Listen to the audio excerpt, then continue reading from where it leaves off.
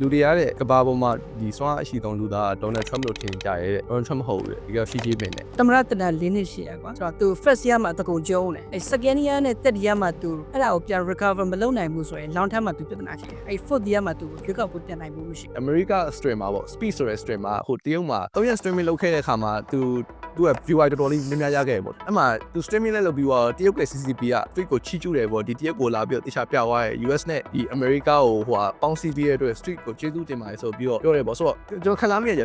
တရုတ်ကထိုင်ဆောင်နေအောင်ပဲလားပေါ့ ထိုင်ကြည့်နေရဆိုတော့မဟုတ်သူတို့က strategy တမိုင်းကျွန်တော်ငယ်ငယ်တော့တရုတ်စစ်ပွဲကြီးကြည့်ရတဲ့ချိန်နဲ့တစ်ချိန်လုံး strategy နဲ့ပဲဖဲ့နေရတယ်သူတို့အချင်းချင်းတော့ strategy ကတော့ထိုင်ပြီးချနေကြဆိုတော့ Market Insight Podcast မှာကျေးဇူးလိုက်ပါတယ်ကျွန်တော်ကတော့ host ချိန်ပါ Market Insight Podcast ဒီ21ရာစုမှာနောက်ကျမကျန်နေခဲ့ရအောင်နောက်ဆုံးပေါ်ဆိုင်ရာစီးပွားရေးနဲ့နည်းပညာအကြောင်းအရာများကိုကျွမ်းကျင်သူများနဲ့တူတူပြန်လည်ပေါင်းဆက်တင်ပြပေးပါမယ် podcast တစ်ခုဖြစ်ပါတယ်ဒီ podcast ဒီဗညမာမီဒီယာမှာထုတ်လွှင့်သော program တစ်ခုဖြစ်ပါတယ်ကဲဝင်လိုက်ကြတော့ဗျာဒီ program မှာပါဝင်တဲ့ဆွေးနွေးချက်တွေကဘယ်နာရေးရင်းနှီးမြှုပ်နှံမှုနဲ့ဥပဒေဆိုင်ရာအကြံပေးချက်များအဖြစ်မှတ်ယူအသုံးချဖို့မဟုတ်ပါဘူးအခု podcast ဟာသတင်းချက်လက်ရရှိစေဖို့နဲ့စိတ်ကူးစိတ်တန်ကောင်းတွေပေါ်ထွက်လာစေဖို့ပဲရည်ရွယ်ထားပါတယ် podcast အတွင်းမှာပါဝင်တဲ့ဘယ်ဆွေးနွေးချက်မဆိုဗညမာမီဒီယာရဲ့အပေါ်မဟုတ်ပဲဆွေးနွေးသူများရဲ့အပေါ်သာဖြစ်ကြောင်းသိရှိစေလိုပါတယ်အားလုံးပဲ Market Insight ကလေးပြန်လဲကြည့်လို့လိုက်ပါတယ်ကျွန်တော်တို့ဒီနေ့ episode မှာတော့ကျွန်တော်တို့ရဲ့ regular co-host တွေဖြစ်တဲ့ကိုထူထက်အောင်ကိုဝနနဲ့ကိုစောလဲပွဲထူတို့ကိုပြန်လဲဖိတ်ခေါ်တာပါတယ်ဒီနေ့ episode ကျွန်တော်တို့ခေါင်းစဉ်ကိုအဓိကဆွေးနွေးပါချင်ခေါင်းစဉ်နံပါတ်1ကကြတော့ဒါကျွန်တော်တို့၄ယောက်လို့လဲရှုစားမိတဲ့အရာလေးပါအခုကမ္ဘာထိပ်တန်းနိုင်ငံဖြစ်တဲ့အမေရိကနဲ့တရုတ်ကသူတို့အနေနဲ့ကြတော့နံပါတ်1နေရာရဖို့အတွက်တော်တော်လေးကိုရှင်ပြိုင်နေတာတွေ့ရတယ်အချင်းချင်းလည်းရှင်ပြိုင်နေပြီးလို့ရှိရင်သူတို့အိမ်တိုင်းခွေးမှာရှိတဲ့သူတို့ရဲ့ strategy ရေပေါ့နော်သူတို့ရဲ့လုတ်ကင်ပုံတွေကိုလည်းပြန်လည်ပြောင်းပြီးတော့မှသူတို့အနေနဲ့အပေါ်ပြန်ပို့တက်အောင်လို့လည်းကြိုးစားနေတာတွေ့ရတယ်ဆိုတော့ဒီနိုင်ငံကသူတို့အနေနဲ့သူတို့ရဲ့အိမ်တွင်းကွင်းတွေရောအဝေးကွင်းတွေရောသူတို့ကထိုင်ညှိနေကြတဲ့အခါမှာကျွန်တော်ဒီမှာစိတ်ဝင်စားတဲ့အရာလေးကျွန်တော်နည်းနည်းဆွေးနွေးခြင်းတယ်ပေါ့သူတို့နိုင်ငံထိုင်ညှိနေကြတာပေါ့ US အမေရိကလေးစရမယ်ဆိုလို့ရှိရင်သူတို့ကကျတော့လွန်ခဲ့တဲ့10နှစ်လွန်ခဲ့တဲ့နှစ်20နှစ်30မှာသူတို့ကကျတော့ globalism open border liberal ideology ဒီမှာပြီးလို့ရှိရင်အဓိက free trade ပေါ့အရင်အားပေးခဲ့တဲ့လူတွေဖြစ်တယ်ဒါပေမဲ့အခုကျတော့သူတို့ကဗျောင်းပြန်လှန်သွားပြီအဲ့လိုဗျောင်းပြန်လှန်သွားတာလေကျွန်တော်ထင်မိတာအချို့အနေငယ်ကကျတော့သူတို့အနေနဲ့ free trade ကိုလုပ်ခဲ့တဲ့အခါမှာသူတို့တတိထားမိသွားတာတခုကကျတော့ဒီ free trade ရဲ့သဘောတရားအရာကြောင့်သူတို့နိုင်ငံထဲမှာရှိတဲ့စက်ရုံတွေတော်တော်များများကလုပ်ငန်းရှင်တွေတော်တော်များအခြားနိုင်ငံတွေကိုပို့ပြီးတော့ဈေးပေါ်တဲ့နေရာတွေစီမှာတော်တော်လေးလောက်ကြတယ်ပေါ့ဆိုတော့ရလက်အနေနဲ့သူတို့နိုင်ငံထဲမှာရှိတဲ့ manufacturing jobs တွေဒီ low level jobs တွေတော်တော်များပျောက်ဆုံးသွားတယ်ပေါ့ပျောက်ဆုံးသွားတဲ့အခါမှာလည်းသူတို့ရဲ့ဒီ middle class lower class ကလူတွေကတော်တော်လေးခံစားသွားတာတွေ့ရတယ်ပေါ့ဆိုတော့သူတို့အမေရိကဆိုလို့ရှိရင်သူတို့အိမ်တွင်းကွင်းအတွက်ပြန်ပြီးမှ reshoring ပေါ့နော်စက်ရုံတွေပြန်ပြီးခေါ်ဆောင်လာဖို့ဒီ low level jobs တွေကိုပြန်ပြီးခေါ်ဆောင်လာဖို့အတွက်တော်တော်လေးပြန်စူးစမ်းနေရပေါ့ဆိုတော့ Trump ကဒါနံပါတ်1 agenda ပေါ့ tariff တွေပါလုပ်တယ်ဒီဟိုတခြားနိုင်ငံတွေနဲ့ထားဆွားတယ်ဘာညာအဲ့အကုန်လုံးကကျသူ reshoring လုပ်ရှင်တယ်လို့ပြောတာပေါ့ပြီးတော့တစ်ချိန်တည်းမှာလည်းနောက်တစ်ဖက်မှာကျတော့တရုတ်ကကျတော့လေသူ့ရဲ့နံပါတ်1ဖောက်တယ်အမေရိကမရှိတော့ဘူးဆိုတာထက်တော်တော်လေးနေပါလာပြီအမေရိကကုမ္ပဏီတွေကိုလည်း Trump ကတရုတ်မှာဆက်မလုံးနဲ့တော့အမေရိကကိုပြန်လာခဲ့ဆိုပြီးတော့စတွန်းနေပြီပေါ့နော်ဆိုတော့တရုတ်ကရောသူ့ရဲ့1.4 ဘီလီယံရှိတဲ့လူဦးရေကိုဘယ်လိုမျိုးဝမ်းဝအောင်ပြန်ပြီးတော့လုပ်သွားမှာလဲပေါ့သူတို့ဒီအမြဲတမ်းတစ်နှစ်ကို10%တိုးခဲ့တဲ့ growth နဲ့တိုးခဲ့တဲ့တရုတ်ကရောကိုတရုတ်ကြီးကရောဘယ်လိုမျိုးဆက်ပြီးတော့တိုးဝဲဖို့ရှိအောင်မလဲပေါ့နော်ကျွန်တော်ဒီကိစ္စလေးကိုနည်းနည်းဆွေးနွေးသွားကြတယ်ပေါ့ကျွန်တော်ဒါကိုတခြားခေါင်းထဲမှာစဉ်းစားမိသွားကြတော့သူတို့ဒုသမ္မတ JD Vance ကဒီ Washington DC မှာသူတို့ဟောပြောပွဲတစ်ခုလုပ်ခဲ့တယ်ပေါ့နော် speech တစ်ခုပေးခဲ့တယ်သူပြောခဲ့တာကြတယ်စိတ်ဝင်စားဖို့ကောင်းတယ်ကျွန်တော်တို့အမေရိကလူတွေအားတဲ့ globalism ကိုဒီမှတ်ယူထားခဲ့တာလုံးဝမှားနေရပေါ့နော်ဒီ globalism မှာဆိုလို့ရှိရင်အဓိကကအမိုင်းနှစ်ခုရှိရတဲ့အမှားတစ်ခုကကြတော့အမေရိကတစ်ခုသူပြောတာတော်တော်စိတ်ဝင်စားဖို့ကောင်းတယ်နံပါတ်1ကကြတော့သူတို့ကရန်ကိုပတာကိုရန်ထင်ကြီးမိသွားရဲ့သူတို့က globalism ရဲ့သဘောတရားကြီးသူတို့ချင်ခဲ့ရကြတော့ဟုတ်ပြီပေါ့အမေရိကကျတော့ high level အလုပ်တွေသိရမလား design အလုပ်တွေ IP အလုပ်တွေအများကြီးကင်နေတယ်ပေါ့ပြီးလို့ရှိရင် low level အလုပ်တွေကြောက်ရရပေါ့တရုတ်ကိုပေးလိုက်ပါပေးကြမှာအဲ့ရဆိုတော့ အဲ့လိုမျိုးဆက်လုပ်သွားသေးအမေရိကဆရာကြီးဖြစ်နေမှာပဲပေါ့အဲ့မဲ့တကယ်တမ်းလည်းကြောက်အခုကတရုတ်က low level job တွေရော high level job တွေပါသူတို့ကအမေရိကကိုပြန်ချနေပြီအခုဒီ battery ပိုင်းဆိုင်ရာမှာရောကားပိုင်းဆိုင်ရာမှာရော self driving မှာဆိုလို့ရှိရင် BYD ကစဆန်းနေပြီဒုံးမြန်တွေရော drone တွေရောဆိုတော့ low level မဟုတ်တော့ဘူးဆိုတာ high level ပါဖြစ်သွားပြီဆိုတော့အမေရိကသူတို့ high level ပဲကင်သူတို့ပဲကင်နိုင်မယ်ထင်တဲ့စိတ်ကြီးဝင်မှုကကြတော့တဖြည်းဖြည်းနဲ့ပျောက်လာပြီပေါ့နော်ဆိုတော့သူတို့အနေနဲ့မဖြစ်တော့ဘူးပြန်ပြီးအကုန်ပြန်ခေါ်မရရမယ်ဆိုတော့စိတ်ဖြစ်သွားတယ်ပြီးနံပါတ်2ကကြတော့ဒီ cheap labor ပေါ့အခြားနိုင်ငံမှာရှိခဲ့တဲ့ရန်ဈေးပေါ်တဲ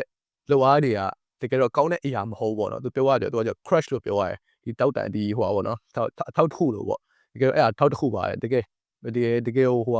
ညတာတဲ့ရှင်ပြန်ရေးမဟုတ်ဆိုပြီးမှသူကသူ့တော်သူပြောရတယ်ပေါ့ဒီ globalism ရဲ့ဟာပေါ့ဆိုတော့ကျွန်တော်အဲ့သူ့ရဲ့ speech ကိုနားထောင်ပြီးရတဲ့အခါမှာဒါဆိုရင်တော့ကျွန်တော်အစထင်ခဲ့တာသူတို့ကဒီအမေ tariff တွေပါတယ်လုပ်တယ်ထင်တာနဲ့အားလို့ထင်ခဲ့တာပေါ့အင်းပါအဲဒီအမေခြားနိုင်ငံတွေနဲ့ပြန်ညှိကျင်လို့ဘာညှိပြောနဲ့အားလို့ထင်ခဲ့ဒါပေမဲ့ JD Vance ကလည်းတော်တော်လေးကိုconvince ဖြစ်တယ်ပြီးလို့ရှိရင် Trump ကလည်းအမြဲတမ်းဒီအရာကိုပြောနေဆရာဆိုတော့သူတို့အရင်အားလို့အောင်ကျွန်တော်မထင်ပြီးတော့သူတို့အနေနဲ့တကယ်ဒီအခြားနိုင်ငံတွေပဲဘယ်လောက်ခြားရသူတို့ reshoring တိတ်ချလေးကိုပြန်လှုပ်ချင်နေတဲ့ပုံပေါ်နေရပေါ့ဆိုတော့ကျွန်တော်ဒီမှာမေးဝါးချင်တာကကြတော့သူတို့နံပါတ်1ကကြတော့သူတို့ reshoring လုပ်တဲ့ခါကြလို့ရှိရင်တကယ်ရောအောင်နိုင်မှာမလားဘာလို့ဆိုတော့ American လူမျိုးတွေကတစ်ခါကြလို့ရှိရင်အပြင်းထူတယ်ဆိုပြီးတော့နာမည်ကြီးကြရပေါ့ဒီမှာအဲ့အာရှသားတွေထက်စားလို့ရှိရင်ဒီမှာလောက်တာတွေပါရကြဘာလို့လိုချင်တယ်ညာလိုချင်တယ်ဒီ benefits တွေဘာလို့အချိန်ပိုလိုချင်တယ်ဘာညာပေါ့ဆိုတော့သူတို့ reshoring ပြန်လုပ်ဖို့တော့ကတကယ်ရောဖြစ်နိုင်မှာမလားပေါ့နော်အချိန်ထဲမှာဘာလို့ဆိုတော့အမေရိကတရုတ်နဲ့လည်း economic risk လည်းရှိရယ် AI risk လည်းရှိရယ်သူတို့က AI ပိုင်းဆိုင်ရာရောနီးပညာပိုင်းဆိုင်ရာရောတိုက်ဆိုင်နေရတဲ့အခါမှာသူတို့အနေနဲ့ဒီစိတ်ယုံတွေပြန်လာဖို့အတွက်ကိုအာရုံစိုက်နေတဲ့အခါကျလို့ရှိရင်အဲ့စစ်ပွဲကြီးကိုရှုံးသွားမလားပေါ့သဘောတရားကြတော့ဆိုတော့ကျွန်တော်အဲ့အနေနဲ့စလိုက်ချင်တာပေါ့ဒီ reshoring ကတကယ်ရောအလုပ်ဖြစ်ပါမလားပေါ့နော်ဒီ tariff ကိစ္စရောသူတို့အရင်တွန်းနေရကြတာထုံးစံတိုင်းပေါ့နော်အားလုံးမစခင်မှာကျွန်တော်တို့ပြောနေတာကျွန်တော်တို့ကိုယ်ပိုင်မြင်နေရဖြစ်တယ်ပါတီအဖွဲ့အစည်းကုမ္ပဏီတင်နန်းကြောင်တက်ကရိုဘယ်တစ်ခုနဲ့မှဆိုင်မဟုတ်ဘူးနော်ဒီနေ့ကျွန်တော်ဝတ်ထားမိတဲ့အင်ဂျီပါနဲ့ဒီမှာတစိမ့်ကြပါနေအဲ့တစိမ့်နဲ့လည်းမဆိုင်ပါဘူးအဲ့ပေါ့လေဒီဥစ္စာကအမှန်တော့ positive မဟုတ်ဘူးပေါ့နော်ဒီဇလန်းစာကလေးကကျွန်တော်တို့ဒီ podcast တွေမှာလည်းနည်းနည်းများတိုးထီသွားတဲ့ topic တစ်ခုပဲပေါ့နော်ပြောရလို့ရှိရင်ကျွန်တော်တို့ဒီ manufacturing ပေါ့နော်ဒီကုန်ထုတ်လုပ်မှုလုပ်တဲ့တိုင်းပြည်တစ်ခုอ่ะသူ့ရဲ့ငွေကြေးတန်ဖိုးကိုသူနှိမ့်ထားအဲ့ဒါမှသူကရှင်းပြနိုင်တော့ဒါပေမဲ့ American ရဲ့ပြဿနာကြတော့ဗာလဲဆိုတော့သူ့ရဲ့ငွေကြေးတန်ဖိုးညှက်ထားတယ်ဘာလို့သူတကဘာလုံးမှာသူ့ငွေကြေးကိုသူရွှေလိုပဲအထွက်မြတ်ထားပြီးတော့သုံးအောင်လို့ပေါ့နော်လူဘိန်းပြောရမယ်ဆိုလို့ရှိရင်အဲ့ဥတီချက်နှစ်ခုရှိတယ်အဲ့နှစ်ခုကို balance လုပ်ရတဲ့ဥစ္စာတော့ဒါအရေးကြီးတဲ့ challenge တစ်ခုဖြစ်လိမ့်မယ်အဲ့ဒါပြီးရဲ့ခါကြတော့မှကျွန်တော်တို့မှာ data တွေရှိ data တွေပေါ်မူတည်ပြီးတော့မှဒါဘယ်ဖက်မျှချင်ကနေနိုင်သွားမလဲပေါ့နော်ငွေတန်ဖိုးလှိမ့်လို့ရတယ်ဆိုလို့ရှိရင်တော့ America မှာထုတ်တဲ့ပစ္စည်းကျွန်တော် Made in USA တွေအများကြီးကျွန်တော်တို့ဆက်သုံးအောင်ပေါ့ဒီရှေ့ဆက်ချောင်းငွေတန်ဖိုးမနှိမ့်နိုင်ဘူးဆိုလို့ရှိရင်တော့ဘယ်လိုမှမတတ်နိုင်ဘူးကျွန်တော် Made in USA ကိုသုံးလို့အဆင်မပြေဘူးပေါ့နော်ဈေးကြီးနေတာ哦အဲ့ဒါဆိုလို့ရှိရင်တော့သူရဲ့ reshoring process ကြီးကလည်းကွာသွားမှာ哦အဲ့တော့အဲ့ဒီဘိုင်းကတော့ကျွန်တော်ဒါပထမဆုံးမြင်သာထင်သာရှိတဲ့အပိုင်းပေါ့နော်နောက်ကောတခြားမြင်သာထင်သာမရှိတဲ့အပိုင်းတွေဘာတွေများဖြစ်မယ်ထင်တယ်ဆိုတော့ချင်တော့ terrorist တွေနဲ့ကျွန်တော်တို့လူတွေကတော့တော်တော်consumer တွေပေါ့နော်တော်တော်များများကတော့အခုဈေးတွေကြီးလာတဲ့ဥစ္စာကိုစပြီးခံနေရပေါ့အထူးသဖြင့် USA မှာပေါ့နော်အားလုံးကျွန်တော်ခဏလောက်ပြောကြလေးတစ်ခုရှိပါတယ်တော်တော်များများမသိလောက်ကြသေးတာကကျွန်တော်တို့ဘေးမြန်မာကလေမြန်မာလူငယ်တွေဖွံ့ဖြိုးတိုးတက်ဖို့အတွက်အခုကျမနေရ workshop တွေဖွင့်ထားတဲ့နေရာတွေကဘေးမြန်မာ foundation ဆိုတဲ့ American အခြေစိုက်လူထုအကျိုးပြု non-profit အောက်ကလေကျွန်တော်တို့ပြုလုပ်နေရဆိုတာပါပဲအခုအားလုံးသိကြတဲ့အတိုင်းပဲမြန်မာနိုင်ငံမှာရန်ကိုဆိုးရွားပြင်းထန်လာတဲ့ငလင်ပေးအန္တရာယ်တစ်ခုကြောက်ရောက်နေပါတယ်ဒါကြောင့်ဒီငလင်ပေးအန္တရာယ်ကြီးကိုခန်းစားနေရတဲ့ပြည်သူပြည်သားတွေကိုတောက်တနေရပါဝင်ကူညီပေးနိုင်ဖို့အတွက်ကျွန်တော်တို့ပေးညမှာလည်းရန်မုံငွေတစ်ခုတည်ထောင်ဖို့ဆုံးဖြတ်လိုက်ပါတယ်ဒီရန်မုံငွေကိုမြန်မာ Earthquake Relief Fund လို့နာမည်ပေးထားပြီးတော့ရန်မုံငွေရဲ့90%ကိုအစားအသောက်ရိက္ခာစီးပွားတွေထောက်ပံ့ပေးနိုင်ဖို့အတွက်ကျွန်တော်တို့သုံးစွဲသွားမှာဖြစ်ပါတယ်ကျန်တဲ့90%ကိုရေးပေါ်အသက်ကယ်ဆယ်ရေးတင်နန်းတွေစိတ်ပိုင်းဆိုင်ရာပြည်လည်ထူထောင်ရေး workshop တွေနဲ့ မန္တလေးစကိုင်းလိုနေရာတွေမှာလျှက်စစ်မီ Wi-Fi အခမဲ့သုံးစွဲလို့ရမယ့်နေရာတွေဖွင့်နိုင်ဖို့အတွက်ကျွန်တော်တို့သုံးစွဲသွားမှာဖြစ်ပါတယ်။သင်ယခုကြည့်နေတဲ့ podcast လိုမျိုးကျွန်တော်တို့ဘင်းညမှာထုတ်လုပ်ခဲ့တဲ့ podcast တွေဗီဒီယိုတွေကသင်ပေါ်အတွက်အကျိုးပြုခဲ့တယ်အသုံးဝင်ခဲ့တယ်ဆိုလို့ရှိရင်ကျွန်တော်တို့ဒီရန်ပုံငွေမှာလည်းညီတိပမာဏမစိုးပါဝင်ကူညီပေးဖို့ကျွန်တော်တောင်းဆိုချင်ပါတယ်။တိုက်ရိုက်မလူတန်းနိုင်အောင်မှတကယ်ချင်းတယောက်တော့မဟုတ်တော့ရောက်နေလည်းပြန် share ပေးခြင်းကကျွန်တော်တို့ထောက်ပံ့ပေးခြင်းတစ်မျိုးပါပဲ။တကယ်လို့နိုင်ငံတကာကြီးသူတွေအနေနဲ့ကျွန်တော်တို့ထောက်ပံ့ပေးခြင်းနဲ့ဆိုလို့ရှိရင်တော့ဒီ QR code ကို scan ပြီးတော့မှ Visa Mastercard Crypto တို့နဲ့တစ်ဆက်ကျွန်တော်တို့ထောက်ပံ့ပေးလို့ရပါတယ်။တကယ်လို့ပြည်တွင်းကလေထောက်ပံ့ပေးခြင်းနဲ့ဆိုလို့ရှိရင်ဒီ KPay QR code ကို scan ပြီးတော့မှကျွန်တော်တို့ထောက်ပံ့ပေးလို့ရပါတယ်ဗျ။ကျွန်တော်ပြောတာအခုဒီနားထောင်ပြီးလို့ကျေးဇူးတင်ပါတယ်။ကျွန်တော်တို့အတူတူပေါင်းစည်းပြီးတော့မှတစ်တိုင်းတစ်ပိုင်းပါဝင်ကူညီပေးကြရအောင်ပါဗျာကျေးဇူးပါဒီ reshoring လောက်တာကိုတို့အနေနဲ့ဒီပုံမှန် conventional တွေးသလိုမျိုးမလုပ်ဘဲနဲ့တခြားဒီခုနပြောတာပေါ့နော် AI risk ကလည်းရှိတဲ့ခါကျတော့ဒီ AI development တွေနဲ့ပေါင်းပြီးတော့ production ဘိုင်းကို manufacturing ဘိုင်းပေါ့နော် manufacturing ဘိုင်းကိုဘာလို့ဆိုတော့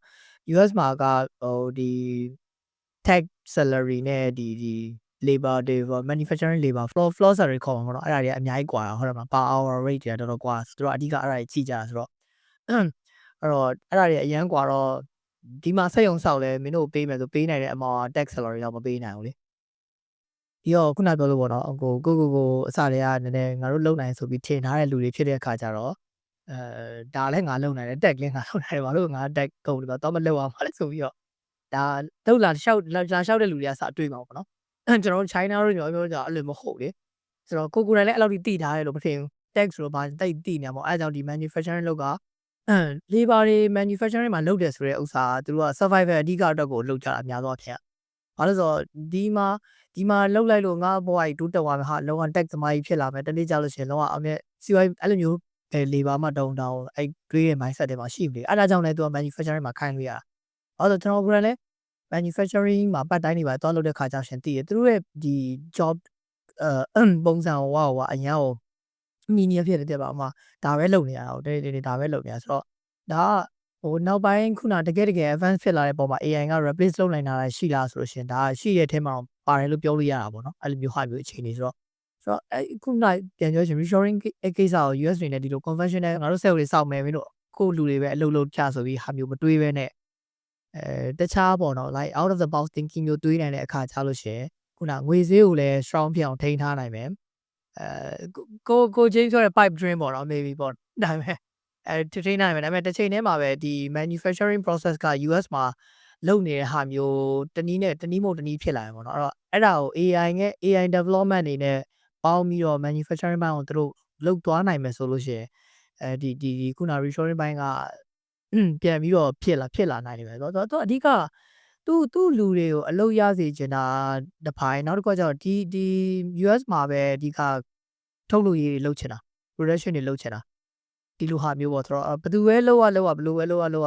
ရတဲ့အပိုင်းပဲပြန်တွေးမလားဒါမှမဟုတ်လို့ရှင်ပဲခုနကိုသူတို့နိုင်ငံသားတွေပေါ့နော်နိုင်ငံသားတွေသူ့နိုင်ငံသားတွေ US နိုင်ငံသားတွေကတကယ်လာလုပ်မယ်ဆိုရင်ရောခုနဒီလိုအလုပ်မျိုးတွေလုပ်မယ်ဆိုတော့ तू ကဘယ်တော့ကျင်းနေလို့လဲပေါ့နော် Okay fine ပါကိုနိုင်ကိုဆောက်ဒါပေမဲ့ငါတို့မလုပ်ချင်ဘယ်သူကလာလုပ်မှာလဲပေါ့နော်ဆိုတော့အဲ့ဒီဥစ္စာကအခုဒီ resort ပတ်သက်ပြီးတော့ထောက်ခံတဲ့လူကလည်းရှိလို့မထောက်ခံတဲ့လူကလည်းတော့ရှိနေမလားဆိုတော့သူကလည်းသူပဲလေ50-50တော့ဖြစ်နေမလားဆိုတော့အဲ့ဒီဥစ္စာကို conventional မတွေးဘဲနဲ့တခြားနည်းလမ်းတွေးလာနိုင်မယ်ဆိုလို့ရှိရင်အဲ့ဒါတခုဟိုဆက်ပြီးတော့စောင့်ကြည့်ရမယ်ဟာကျွန်တော်မြင်တယ်ပေါ့နော်ဘာလို့ဆိုတော့အဲ့ဒီခုနကကိုတူးရပြောသွားသလိုမျိုးပဲငွေဈေးကိုတော့သူတို့ကတော့အဲ့လိုမျိုးချတာတွေပါတယ်ဒီအချိန်တွေမှာဘလို့မှလုပ်မှာမဟုတ်ပြီးတော့ဒီလောက်ထိချအောင်နေထားပြီးသားနိုင်ငံပြီးတော့ export အများဆုံးကဒါ US dollar ဖြစ်နေတဲ့အချိန်မှာတော့ဒီဟာကိုသူတို့ကဒါသူတို့ရဲ့ financial asset ထဲမှာအကြီးဆုံးပဲဆိုတော့ဒီဟာကြီးကတော့ထားမှာတော့မဟုတ်ဘူးနောက်တစ်ခုကဒီအလုပ်ငန်းနဲ့သွားဖို့အတွက်လှုပ်လိုက်ရတဲ့ဒီ policy လုပ်မယ်ဆိုလို့ရှိရင် China policy လိုမျိုးသွားမှရပါcommunism လိုမျိုးဟာမျိုးမင်းတို့ဒီလိုအလုပ်ခန့်တာဘယ်လိုထားမှာဘယ်လိုနေမှာဘယ်လိုထားမှာဒီ top-down approach တော့low cost ဖြစ်တဲ့ပုံစံမျိုးတွေဘယ်လောက်ထိသွားလဲဘာလို့ no like အခုကျွန်တော်၄ရောက်တော့မေးလိုက် manufacturing အလုပ်သွားလုပ်လားဆိုရင် payment ချင်းတူတယ်ဆိုရင်တော့မလိုက်ဘူး think about it ဆိုတော့အဲ့ဒီဥစ္စာပေါ်မှာနေမဲ့ तू ကသူ့လူတွေ तू ပြန်ရှုံးနေပြီမရအောင်ဒီဟာအောင်မြင်အောင်လုပ်ဖို့အတွက်မလွယ်ဘူးကိုအိမ်ကလူကလုံးမမလို့ချင်တာ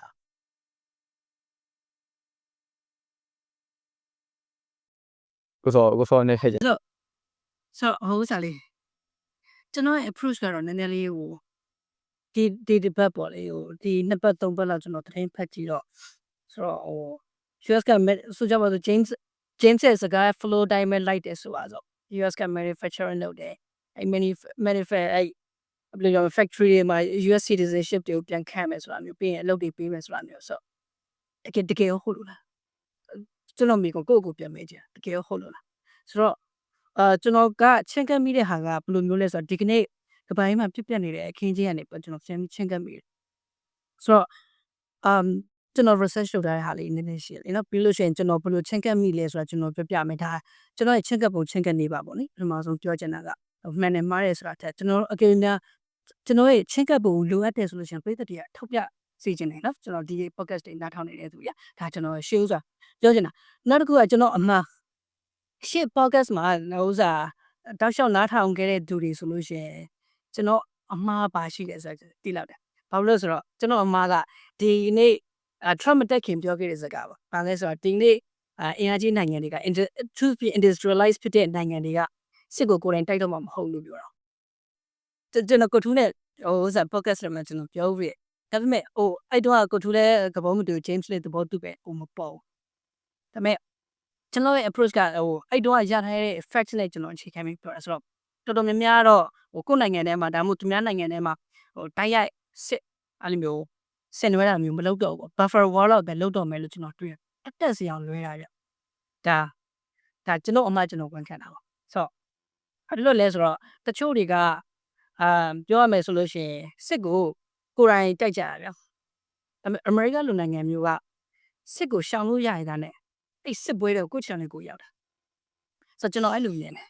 ဆိုတော့ဟိုစားအခုကျွန်တော်လေးလာမိဆို globalization ပေါ့ Judy Vance ပြောတဲ့ globalization ကဘာကြီးပေါ်မှာဖြစ်နေတဲ့အခင်းချင်းလေးကိုကျွန်တော်တစ်ချက်လောက် map လေးနဲ့ကျွန်တော် share ပြမယ်နော်ကျွန်တော်တစ်ချက်လောက်ကျွန်တော်ဒီ map ထဲမှာကျွန်တော်ဗာမြင်ရလဲဆိုလို့ရှိရင်လက်ရှိဘာတွေဖြစ်နေလဲဆိုတာကျွန်တော်တို့သိနိုင်တယ်ဆိုတော့ဒါရုရှားပေါ့နော်ဆိုတော့ရုရှားနေရစပြောကြပါလို့ရုရှားနေပြီးတော့ကျွန်တော်တို့ဘယ်ကိုတိုက်လဲဆိုတော့ဒီနားမှာရှိတဲ့ Ukraine ကိုလှမ်းတိုက်တယ်ဆိုတော့ဒါလောလောဆယ်ရုရှားနဲ့ယူကရိန်းစစ်ပွဲပေါ့လေဆိုတော့ဒါပေမဲ့ဘာတတိထားမိလဲဆိုလို့ရှိရင်ကျွန်တော်တို့ဒီဥရောပတစ်ချမ်းလုံးပေါ့ဒီအရှေ့ဥရောပဘက်ကဒီအရှေ့ဥရောပမှာရှိတဲ့ဘက်ကပြီးလို့ရှိရင် United Kingdom Ireland ပါညာဒီဘက် Central ဥရောပဘက်ကဒီဘက်ဥရောပဘက်ကအချမ်းကဒီရုရှားကစစ်ကြောင်လာမှာသူတို့ကအရန်ကြောက်နေကြတာဆိုတဲ့အခါကျတော့ America ကယူကရိန်းကိုခုနလို Ace Day ကိုရက်လိုက်တဲ့ဟာအပေါ်မှာဒီ EU တစ်ခုလုံးကယူကရိန်းကိုထောက်ကန်ပေးရမျိုးရှိတယ်ပြီးလို့ရှိရင်တချို့ဥရောပနိုင်ငံတွေမှာဆိုလို့ရှိရင်82နာရီပေါ့လေ82နာရီစာဒီစစ်ကိုပြင်ထားပါလို့ပြောတဲ့ဟာတွေရှိဆိုတော့စစ်ပွဲဖြစ်လာလို့ရှိရင်82နာရီပေါ့လေကို sufficient ကြောင်နေနိုင်အောင်လို့ပြင်ထားချပါဆိုတာရှိကျွန်တော်တွေးမိတာကကျွန်တော်တို့ဒုတိယကမ္ဘာစစ်မှာဗာလဲဆိုလို့ရှိရင်ဂျာမနီကနေပြီးတော့ကျွန်တော်ပိုလောင်စစ်သိမ်းတဲ့အခါမှာတစ်မျိုးနှစ်မျိုးလောက်တင်လိုက်တဲ့အချိန်မှာကျွန်တော်တို့ဒီဘက်မှာက EGP တို့ဘာတို့ကdealing လုပ်ပေးတယ်ပေါ့နော်ဒါတော့ချိန်ပါလင်လက်ထက်တင်တယ်ဟဲ့လားကိုကျွန်တော်မိုက်ပါချက်လား Czechoslovakia ကိုတိတ်လိုက်တာတိတ်တော့လေးလိုက်တာဒီတိုင်းပေးလိုက်တာ ဟုတ်ကဲ့အဲ့တော့military ကချိန်ပါလင်တင်တယ်နော်ဆိုတော့ Winston Churchill မတက်ကြဆိုတော့သူရဲ့အတွေ့အဘာအတွေ့လဲဆိုတော့ရပေါ့ဂျာမနီလိုချင်တဲ့မျိုးတွေကိုကျွန်တော်တို့ပေးလိုက်တယ်ဆိုလို့ရှိရင်ဂျာမနီကနောက်ထပ်စစ်ပွဲကိုထပ်မဆတော့ပါဘူးစစ်ပွဲကိုရက်လိုက်မယ်လို့ထင်ကြတယ်ချိန်ပါလေဆိုတော့မဟုတ်ဘဲနဲ့ဂျာမနီကအဲ့ဒုတိယကမ္ဘာစစ်ကိုစလာတော့ဆိုတော့စလာပြီးလို့ရှိရင်ဒီဥရောပတစ်ခုလုံးစစ်မီးမှုတွေပေါ့ဆိုတော့အဲ့အမှားမျိုးပမာတွေ့ရလဲဆိုတော့အခု Donald Trump ရဲ့ thinking မှာတွေ့ရဆိုယူကရိန်းကိုရုရှားပေးလိုက်မယ်ဆိုလို့ရှိရင်ရုရှားကတော်လောက်ပြီလို့ထင်တာစစ်ပွဲအဲ့နားမှာရက်မယ်လို့ထင်တာဆိုတော့ဒါတူညီတဲ့အမှားမျိုးမှားတာပေါ့လေဒါပေမဲ့မတူညီတဲ့ပြင်ဆင်မှုတွေတော့ကျွန်တော်တွေ့ရတယ်ဆိုတော့ဒီမှာကြည့်လိုက်လို့ရှိရင်မြေမှာကြည့်လို့ရှိရင်ဒီဥရောပတစ်ခုလုံးကစစ်ရေးလွှမ်းနေတယ်ပေါ့လေနောက်တစ်ခုကကျွန်တော်တို့ US ကနေပြီးတော့ဟိုဒီတပုံတွေကိုလှမ်းပြီးတော့သွားပြီး attack လုပ်တာမျိုးတွေရှိတယ်ဆိုတော့ Iran backup လုပ်ထားတဲ့နိုင်ငံတွေဆိုတော့ဒီ Middle East မှာလည်းသွားပြီးတော့စစ်ရေးလွှမ်းနေတာရှိတယ်ဒီဘက်ကျန်တာဆိုလို့ဒီဘက်အာဖရိကနိုင်ငံတွေရှိမယ်ဒီဘက်ဟိုစာကြီးကျန်မယ် Southeast Asian နိုင်ငံတွေချက်မယ်အဲ့ဒီနိုင်ငံတွေမှာဘာတွေ့ရလဲဆိုလို့ရှိရင်ဒီ internet conflict နဲ့တိုင်ပတ်နေတာတွေ့ရဆိုတော့ပြောချင်တာကဒီကမ္ဘာမြေပုံမှာကြည့်လိုက်လို့ရှိရင်ကမ္ဘာမြေပုံရဲ့သုံးပုံတစ်ပုံကစိတ်လွှမ်းနေတဲ့ဟောင်မြင်ရဆိုတော့ခုနကDonald Trump ကလည်းအဲ့လိုမျိုးပေါ့လေစစ်ပွဲကိုကိုချောင်နဲ့ကိုဝင်ပါတဲ့သဘောမျိုးတွေ့ရတယ်ဒါပေမဲ့ဘာကြောင့်လဲပေါ့လေဆိုတော့ဘာကြောင့်အမေရိကအဲ့လိုဝင်ပါကြတာလဲကျွန်တော် screen share တော့ရှက်ပါမယ်နော်ဆိုတဲ့အခါမှာဟိုပြီးလို့ရှိရင်တစ်ဖက်မှာလည်းကျွန်တော်တို့တရုတ်နဲ့ခုနလို tariff အပြင်ကိုတခြားဥရောပနိုင်ငံတွေနဲ့ခုနကကနေဒါလိုဟာနိုင်ငံတွေနဲ့ tariff တွေလုပ်တယ်ပြီးလို့ရှိရင် production cost တွေမှာ20% ကိုနိုင်ငံခြားမှာထုတ်တယ်ဆိုလို့ရှိရင်20% tax ကောက်တာမျိုးတွေတွေ့ရကျွန်တော်ခုနကပြောတဲ့ချင်းပလင်ရဲ့အမှားမျိုးကိုDonald Trump ကလုပ်တယ်ဆိုပေမဲ့မတူညီတဲ့ပြင်ဆင်မှုတွေတချို့တွေ့ရတယ်ပေါ့လေဆိုတော့ဘယ်လိုပြင်ဆင်မှုလဲဆိုလို့ရှိရင်ကျွန်တော်တို့သတင်းမှာကြည့်မယ်ဆိုလို့ရှိရင်ဘာတွေ့ရလဲဆိုရင်737 လေကြွကြမှုနဲ့ပတ်သက်ပြီးတော့ Boeing ကတရားစွဲခံရတယ်ဒါပေမဲ့အဲ့ Boeing ကုမ္ပဏီကို Air Force One တိစောက်ဖို့အတွက်Donald Trump ကပြန်ပြီးတော့အလုပ်အပ်တယ်ပေါ့လေဆိုတော့ကျွန်တော်နာမည်ကြီးလေတိစောက်တဲ့ company တစ်ခုရှိတယ်အဲ့လိုခဏလေးအခုပြောလို့ရှိရင်ကျွန်တော်ရုပ်picture တစ်ခုလုံးပေါ်မှာမဟုတ်တယ်ဘူးနော်နည်းနည်းလေးစဉ်းစားကြည့်ကျွန်တော် approach ကိုပြောပြဆိုတော့ဘာတွေ့ရလဲဆို Airbus နဲ့ Boeing နဲ့အဲ့လိုမျိုး Boeing ကိုငှားတယ်ပေါ့လေ Donald Trump က Air Force One ကိုငှားတယ်ဘာလို့ငှားလဲလို့ခုနလိုတရားတစ်ပေါက်ရဆိုင်နေရတဲ့အချိန်မှာ Boeing ကိုဘာလို့ငှားလဲဆိုလို့ရှိရင်ကျွန်တော်လေ့လာတယ်လို့ဆိုလို့ရှိရင် Boeing နဲ့ Airbus မှာက Boeing မှာလာ fighter jet တွေကိုထုတ်လုပ်တဲ့နေရာမှာ popular ဖြစ်တယ် Airbus ကျတော့ military transportation ဒီလေယာဉ်တွေကိုထုတ်လုပ်တဲ့နေရာမှာ popular ဖြစ်တယ်ဆိုတော့ဒီ US ကစစ်ပွဲတွေဝင်ပါတယ်ဆိုပေမဲ့ခုနကတစ်ဖက်မှာစစ်ပွဲအသုံးစရိတ်အတွက်ဒါမှမဟုတ်စစ်ပွဲအတွက်ပြင်ဆင်နေတာမျိုးတွေစပြီးခြေလှမ်းလှမ်းနေရတာတွေ့ရတယ်ဆိုတော့အဲ့အချိန်မှာဘာလို့လာမလဲဆိုလို့ရှိရင်ကျွန်တော်တို့စစ်ပွဲဆိုကြပါစို့အသုံးစရိတ်တွေတွေ့လာမယ်ဆိုတော့change မေးတယ်မေးကောကိုဖြေပါမယ်နော်ဖြေတဲ့အခါမှာခုနလိုတခြားနိုင်ငံတွေကနေပေါ့ production တွေကိုtariff တွေကောက်တာမျိုးတွေ့ရတယ်ဆိုတော့အဲ့ဒီအချိန်မှာဘာဖြစ်လာလဲဆိုလို့ရှိရင် Honda ကနေပြီးတော့ဒီဘက်မှာထုတ်ပြီးတော့ America နိုင်ငံကိုမသွင်းတော့ဘာလို့လဲဆိုတော့ America Steel Company မှာ Honda က12 billion တင်တယ် investment လုပ်တယ် လာဝယ်မနေ့ကလေးလာဟုတ်တယ်ဒီဘက်လေးလာဝယ်ပေါ့ 125မဟုတ်လား 125ဖြစ်လိမ့်မဟုတ်ကဲ့ကျွန်တော်ကနန်းမတက်မှားလိမ့်မယ်ဆိုတော့ပြောချင်တာကခုနကလို tariff ခံလာလို့ရှိရင်ခုနကလိုနိုင်ငံခြားကုမ္ပဏီတွေကတကယ် America ဆိုတော့ market ကြီးပဲပြောမယ်ဆိုတော့တကယ်နိုင်ငံခြား company တွေကသူတို့ဆိုကြပါစို့နိုင်ငံခြားမှာဒါမှမဟုတ် low labor cost ဖြစ်တဲ့နိုင်ငံတွေမှာ production လုပ်ပြီးတော့ America ကိုသွင်းမဲ့အစား Honda လို company တွေ America တွေဝင်လာဆိုတော့အားကြောင့်မလို့Donald Trump ကပြောတာက okay သူ့ရဲ့ tax ဒါမှမဟုတ် tariff ဒီ policy ကလုပ်ဖြစ်တယ်ပေါ့ဆိုတော့ငါတို့အိတ်ထဲကိုငွေတွေကတလဟောင်းဝင်လာတယ်ဆိုတော့ဒီလိုပြောတယ်ဆိုတော့ခုနလိုအခင်းအကျင်းတစ်ခုလုံးပဲကြည့်လိုက်မယ်ဆိုလို့ရှိရင်နံပါတ်1ချက်က America ကိုယ်တိုင်ကဒီ War စစ်ကြီးကိုမှုန်းနေတဲ့အရှိတယ်နံပါတ်2အဲ့ဒီအတွက်ကိုသူကဒီ financially ပြင်ဆင်ထားတာတွေ့ရတယ်နံပါတ်3ချက်ခုနလို Airbus နဲ့ခုနလို contract တွေ dealing လုပ်နေတာမျိုးကဒီခုနလိုပေါ့လေပြောတာ fighter jet away တွေတိုက်ချင်းပစ်သွားနိုင်တဲ့ fighter jet လိုဟာမျိုးတွေကိုလာပြင်ဆင်နေတာလားဆိုတဲ့ခြေလမ်းစနေတာလားမျိုးဆိုတဲ့တန်တရားဖြစ်ချင်စီရရှိတာဆိုတော့အခုရဲ့ချိန်ကပ်မှုအဲ့ဒါဆိုတော့ပြောချင်တာကခုန James ရဲ့မိကုန်းမေးရမယ်ဆိုလို့ရှိရင်ဒီ America နိုင်ငံထဲမှာစက်နေထောင်ပြီးတော့ American တော့အလုပ်ပေးမှာလားဒါမှမဟုတ်ရင်ခုနလို tariff တွေခံပြီးတော့နိုင်ငံခြားကုမ္ပဏီကို attract လုပ်နေတာလားဆိုတော့အဲ့ဒါကဘာလဲဆိုလို့ရှိရင် America မှာခုနလိုဆိုလို့ရှိရင်တချို့က deportation လုပ်နေတာတွေ့ရတယ်ဆိုတော့ deportation လုပ်နေတယ်ဆိုတဲ့အတွက်ကို America မှာ labor တွေကတဖြည်းဖြည်းနဲ့ရှားလာတယ်တချို့unemployment ဖြစ်လာတဲ့ဟာမျိုးတွေတွေ့ရ American ကိုယ်တိုင်က unemployment ဖြစ်နေတာတွေ့ရဆိုတော့ခုနလို manufacturing နဲ့ကိုတကယ်မှာလားပြောတယ်ဒါမို့ labor တွေကိုဒီဘက်ကိုဘယ်လိုပြောမလဲခေါ်မှာလားဒါမို့ deportation လုပ်ပြီးတော့ပဲ ဘယ်လိုလုပ်မလဲဆိုတာအဲ့နေရာလေးမှာအခုအတွက်ဟာခွက်ဖြစ်လုံးဝအခြေရှာလို့မရဘူးဖြစ် manufacturing နဲ့ security က link ဖြစ်လေလို့မခံစားရဘူးလားကိုစောရဲ့ဘာလို့ဆိုတော့ဒီ Trump ကတရုတ်ကလေတဖြည်းဖြည်းနဲ့ဝေးကွာလာခြင်းတာကြတော့တရုတ်နဲ့တကယ်လို့ချမယ်ဆိုလို့ရှိရင်ဟိုတခါက CEO တယောက်ပြောကျွန်တော်ကြားဘူးလေ podcast ခုမှကြတော့လူတွေရတဲ့ကဘာပေါ်မှာဒီစွမ်းအရှိဆုံးလူသားဒေါ်နယ်ထရမ့်လို့ထင်ကြရဲတဲ့ဒေါ်နယ်ထရမ့်မဟုတ်ဘူးလေဒီကရှီပင်နဲ့ရှီပင်ကလက်နဲ့တောက်တိုက်ဆရာမလို့တော့ရှီတွေစောင်းထုတ်လိုက်တာနဲ့ဟုတ်ပြီပေါ့ nationalize ကလုံးပဲပေါ့ Apple company Apple ရဲ့စက်ရုံတွေအကုန်လုံးပြတ်သိမ်းလိုက် Tesla ရဲ့စက်ရုံတွေအကုန်လုံးပြတ်သိမ်းလိုက် Starbucks တွေကိုသိမ်းလိုက် McDonald's တွေကိုသိမ်းလိုက်လို့စာတစ်စောင်ထုတ်လိုက်တာနဲ့ America ရဲ့ stock market ရဲ့30%တော့ညာတွင်းချင်း collapse လုပ်လို့ရတယ်ပေါ့သူပြောရတာစလိုက်တဲ့အဲ့တကယ်အဲ့ဒါတကယ်ဟုတ်တယ်မလားဆိုတော့ကျွန်တော်လည်းအဲ့ Trump ကအဲ့အရင်ကြောက်တယ်လို့ထင်မိတယ်ဟောဆိုတော့ Chinese like CCP ကဘာမဆိုလုပ်လို့ရတယ်လေအခုကတော့ဒီ America တရုတ်က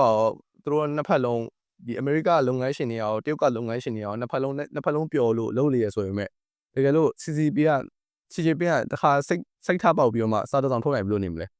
American company ကိုတော့ပြက်ကက်ပေါ့အကုန်လုံးပြန် nationalize လုပ်မယ်ဆိုလို့ရှိရင်အဲ့တော့ပြီလေ America ရဲ့ stock market 30%လုံးလုံးဝညာရင်းချင်းအကုန်ဖွားပြီးပြန်တက်လာဖို့တော့မရှိတော့ဘူးဆိုတော့ stock market တွေမကောက်ပါဘူးကျွန်တော်တို့ဒီရှေ့ podcast တွေမှာနောက်ပြီးတော့ပြောနေတယ်တရုတ်ပြည်ဒီမှာအခုသင်္ဘောတွေပါတယ်ဆိုလဲသူကနေပြီးတော့တိဆောက်ရေးလုပ်နိုင်တယ်ပေါ့နော်အခု2010နောက်ပိုင်းမှာဆိုရင်တရုတ်ပြည်မှာသင်္ဘောကျင်းတွေရှိတယ်ပြီးတော့လေနေသင်္ဘောတွေထုတ်လာနိုင်တယ်ဈေးပေါ်နဲ့ထုတ်လာနိုင်တယ်ဆိုတော့ကျွန်တော်တို့နောက်ပြီးတော့ပြောသေးတယ်တရုတ်နဲ့စစ်တိုက်မယ်ဆိုတရုတ်ပြည်ကလေနေသင်္ဘောဈေးပေါ်လို့ဆိုပြီးတော့ order လုပ်ပြီးတော့အဲ့ဒီသင်္ဘောကြီးရောက်လာတဲ့ခါကျရင်တရုတ်နဲ့ချကြဆိုတာမျိုးနောက်တော့ပြောစရာကောင်းပြီမဲ့တကယ်တမ်းကျတော့ဘယ်သူကထုတ်ပေးမှာလဲဟုတ်တယ်မလားအဲ့လိုသင်္ဘောမျိုးအဲ့တော့နောက်ဘယ်လိုပြောချင်သူ့အဲ့လိုဟာမျိုးပြန်တည်သွားတာ ဒီကိစ္စဝင်လိုက်လို့ရလား ဆိုခုနလိုလေTrump ကနေပြီးတော့တရုတ်ကို war declare လုပ်တာရှိနော်ဆိုတော့ငါတရုတ်နဲ့စစ်တိုက်ဖို့ပြင်ဆင်နေပါတယ်ဆိုတာမျိုးတွေစစ်တိုက်မယ်ဆိုလို့ရှိရင်ကျွန်တော်တို့ ready ဖြစ်နေပါတယ်ဆိုတာမျိုးတွေရှိဆိုတော့အခုထင်တယ်မတိုက်တော့ပါဘူးဆိုတာလေခုနလိုဘာလို့အဲ့ Trump ကအဲ့ဒီစစ်ပွဲကြီးကိုစကျင်နေတာလဲပေါ့အကုန်မြင်တယ်ခုနလို economics ဆိုရဲ economics အမြင့်အဆုံးဆိုတာထက်နေတိလား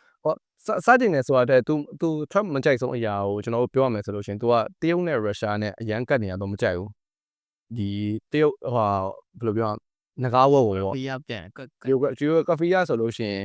အမှန်တိုင်းပြောရင် Donald Trump ကရုရှားအဲ့လောက်ထိစိတ်ပူတယ်လို့ကျွန်တော်မထင်ဘူးပြည့်ရုရှားတကယ်လဲအဲ့လောက်ထိစိတ်ပူစရာကောင်းတယ်လို့လည်းကျွန်တော်ကမထင်ဘူးအမှန်တိုင်းပြောရင်သူတို့ရဲ့ GDP က Italy နီးပါးလောက်ပဲရှိတယ်ပြီးတော့EU ကတော့ Russia phobia အရန်ရှိတယ်ရုရှားကိုအဲ့မတန်ကိုကြောက်ချတယ်ခုနကိုစောပြောလို့ပဲဒါပေမဲ့ကျွန်တော်ရုရှားနဲ့ဒီပူတင်နဲ့ဟစ်တလာ fundamentally အဲ့လောက်ထိမတူလို့ကျွန်တော်ထင်တာပဲအမှန်တိုင်းပြောလို့ရှိရင် မတူပါဘူး ကြည့်ရပြီးတော့ကျွန်တော်အဲ့ရုရှားကိစ္စကိုကျွန်တော်လွန်ခဲ့တဲ့ဗီဒီယိုမှာလည်းကျွန်တော်တို့ Russian apologist ပေါ့နော်တဲ့မှာ Russian ဘက်လိုက်ခဲ့မှကြပါကြောင်းအဲ့မဲ့အဓိကဒီ Russia နဲ့ Ukraine ကအမှန်တိုင်းပြောလို့ရှိရင် Russia နဲ့ Russia အကြောင်းပဲဖြစ်သွားမှာမဟုတ်လေဒါပေမဲ့ကျွန်တော်တို့ကမပြောမိတဲ့အရာကြတော့တကယ် proxy war ဟုတ်တယ်မလားအဓိက America နဲ့ US နဲ့ချကြတာ America နဲ့ EU နဲ့ America နဲ့ပေါင်းပြီးတော့ Russia နဲ့ပေါင်းချကြတာပဲသဘောတရားကြတော့နောက်ဆိုတော့လွယ်လေးအဓိကဒါကျွန်တော်တမိုင်းကိုပြန်ကြည့်မယ်ဆိုလို့ရှိရင်1990မှာတော့ဒီ Soviet Gorbachev မှာတော့သူတို့ US နဲ့ agreement တစ်ခုရှိခဲ့တယ်။အဲ့ agreement ကဘာလဲဆိုတော့ဟုတ်ပြီပေါ့ရုရှားမှာအဲ့တော့တင်ထားတဲ့ East Berlin ရှိရမလားဒီဂျာမနီရဲ့အရှေ့ပိုင်းတောင်ရုရှားကတင်ထားတယ် Soviet ရုရှားရဲ့တင်ထားဆိုတော့အဲ့ဒါကိုပြန်လွတ်ပေးလိုက်တကယ်လို့လွတ်ပေးမယ်ဆိုလို့ရှိရင်အဲ့တော့ US ကကတိပေးခဲ့တာရှိတယ်သူတို့ security state ကကြတော့တကယ်လို့ East Berlin ပြန်လွတ်ပေးမယ်ဆိုလို့ရှိရင်ငါတို့ဒီ NATO ကလေမှ East ပေါ့နော်လုံးဝမင်းတို့နောက်ကတ်တော့မကတ်လောက်ဆိုကတိပေးခဲ့တာတခုရှိတယ်ဆိုတော့ရုရှားဟုတ်ပြီပေါ့မင်းတို့အဲ့ကတိပေးရဆိုလို့ရှိရင်သူတို့လွတ်ပေးမယ်ဆိုပြီးတော့မှအဲ့မှာသူတို့ဂျာမနီကိုပြန်ပြီးပေါစီခိုင်းလိုက်တယ်ပေါ့အဲ့မဲ့ဘယ်လိုဖြစ်လာလဲဆိုတော့2004မှာလည်း NATO ကဒီရိုမေးနီးယားတို့အဲ့တော့၄နိုင်ငံလားမပြောတော့အဲ့ဒါစထည့်တယ်ပိုလန်တို့ရိုမေးနီးယားတို့ဟန်ဂရီတို့ချက်ရီပဘလစ်တို့စထည့်တယ်ပြီးတော့ကလင်တန်ခေတ်မှာရောပဲဒီBalkan state တွေအကုန်လုံးဒီ Czechoslovakia တို့အဲ့လိုမျိုးဒီ Balkan state တွေအကုန်လုံးစကောက်ထည့်လိုက်တယ်ဆိုတော့ဒီ1990မှာတို့ကအမေရိကရဲ့အလုံးဝခရီးပေးခဲ့တာမင်းတို့နာတော့ကတ်တော့မကတ်ပါဘူးဆိုပြီးတော့ဒါပေမဲ့ timeline ရပြန်ကြည့်မယ်ဆိုလို့ရှိရင်တဖြည်းဖြည်းနဲ့ဟိုလုံးဝရုရှားနာကတ်လာယူကရိန်းတော့ပဲကျန်တော့တယ် ဆိုတော့2008မှာတော့ယူကရိန်းကိုတော့ပြောတယ်နေတိုးရဲ့ထဲမှာလားယူကရိန်းကစိတ်ဝင်စားတယ်အဲ့တော့ကျတော့အဲ့တော့နေတိုးကအဲ့လိုယူကရိန်းအဲ့လိုစိတ်ဝင်စား2008မှာတော့သူတို့ရှိခဲ့တာအဲ့တော့ရှိခဲ့သမ္မတကျတော့အဲ့သူကရုရှားဘက်ကိုလည်းနေပါတယ်သမ္မတသူက neutral ဖြစ်တယ်အဲ့တော့ဒါပေမဲ့အမှယူကရိန်းမှာဘာဖြစ်သွားလဲဆိုတော့2008ယူကရိန်းလို့ရှာကြည့်လိုက်မယ်ဆိုလို့ရှိရင်ယူကရိန်းအရေးတော့ပုံရှိသေးတယ်အဲ့လိုသမ္မတကိုသူကဟိုဟာဒီကစ်ကောက်လုပ်တာဆိုတော့ယူကရိန်းသမ္မတကစ်ကောက်လုပ်ခံလိုက်ရတယ်ကစ်ကောက်လုပ်ခံလိုက်ရအောင်မှအမေရိကကိုချိန်တဲ့သမ္မတတက်လာတယ်ပြီးမှနေတိုးစကားစပြောတော့ရုရှားကဒီမှာစပြီးတော့မှစသိမ်းခရိုင်းမီးယားကိုလာပြောတော့မှစပြီးမှခရိုင်းမီးယားကိုယူပလိုက်တယ်ဆိုတော့ချန်ပီယံရဲ့ဘော်တွေကဒီကိစ္စကြီးကနေတဲ့ညတဲ့ချင်းစဖြစ်လာတဲ့အရာမဟုတ်ပေါ့နော်ပြီးလို့ရှိရင်ဒီရုရှားဘက်ကကြည့်မယ်ဆိုလို့ရှိရင်လည်းဒီ EU ဘက်က EU နဲ့အမေရိကရဲ့ဘက်ကပိုတွန်းတာပုံမြန်ပဲဒီစစ်ပွဲကဒီယူကရိန်းရုရှားစစ်ပွဲကဖြစ်လာမယ်ဆိုတာဒါဘယ်သူမှမဆိုခံမှန်းလို့ရရပေါ့တည်ရမှာနေတိုးရဲ့ယူကရိန်းကိုစထိုင်ရေးဆိုကြတဲ့ရုရှားမကြိုက်ဘူးကွာအဲ့ဆိုအမေရိကတော့မှမိုရိုဒေါက်ထရင်းဆိုတာရှိသေးတယ်1800တုန်းကသူတို့ဟိုဟာဒီအမေရိကနောက်ကိုကတ်လာမဲ့နိုင်ငံမှန်သမျှကိုသူတို့စော်မယ်ဆိုပြီးမှသူတို့မိုရိုဒေါက်ထရင်းဆိုတာအမေရိကမှာရှိတယ်ဆိုတော့ရုရှားမှာလည်းဒေါက်ထရင်းတစ်ခုရှိမှာပဲဆိုတော့သူတို့လည်းသိမှာပဲရုရှားမှာဒီဒေါက်ထရင်းတစ်ခု foreign policy ဒေါက်ထရင်းတစ်ခုရှိမယ်ဆိုတာဒါပေမဲ့တိရသားနဲ့တွန်းနေဆိုတော့အဓိကကျတော့ Trump တည်ရ Trump ကကြတာသူတို့ရဲ့အမားလည်းအနေနဲ့များပါတယ်ပေါ့တည်မှာသူတို့ဒီ Washington ကလူတွေ Brussels ကလူတွေဒီ EU Brussels ကလူတွေဒီအိပ်ပဲလက်တရမ်းပြီးတော့မှအောက်ကလေတာရလို့တည်မှာလက်ရှောက်ပြီးလှုပ်ထားလို့ရုရှားရဲ့ကစ်တယ်ဆိုတော့သူတီးပြီးသားဆိုတော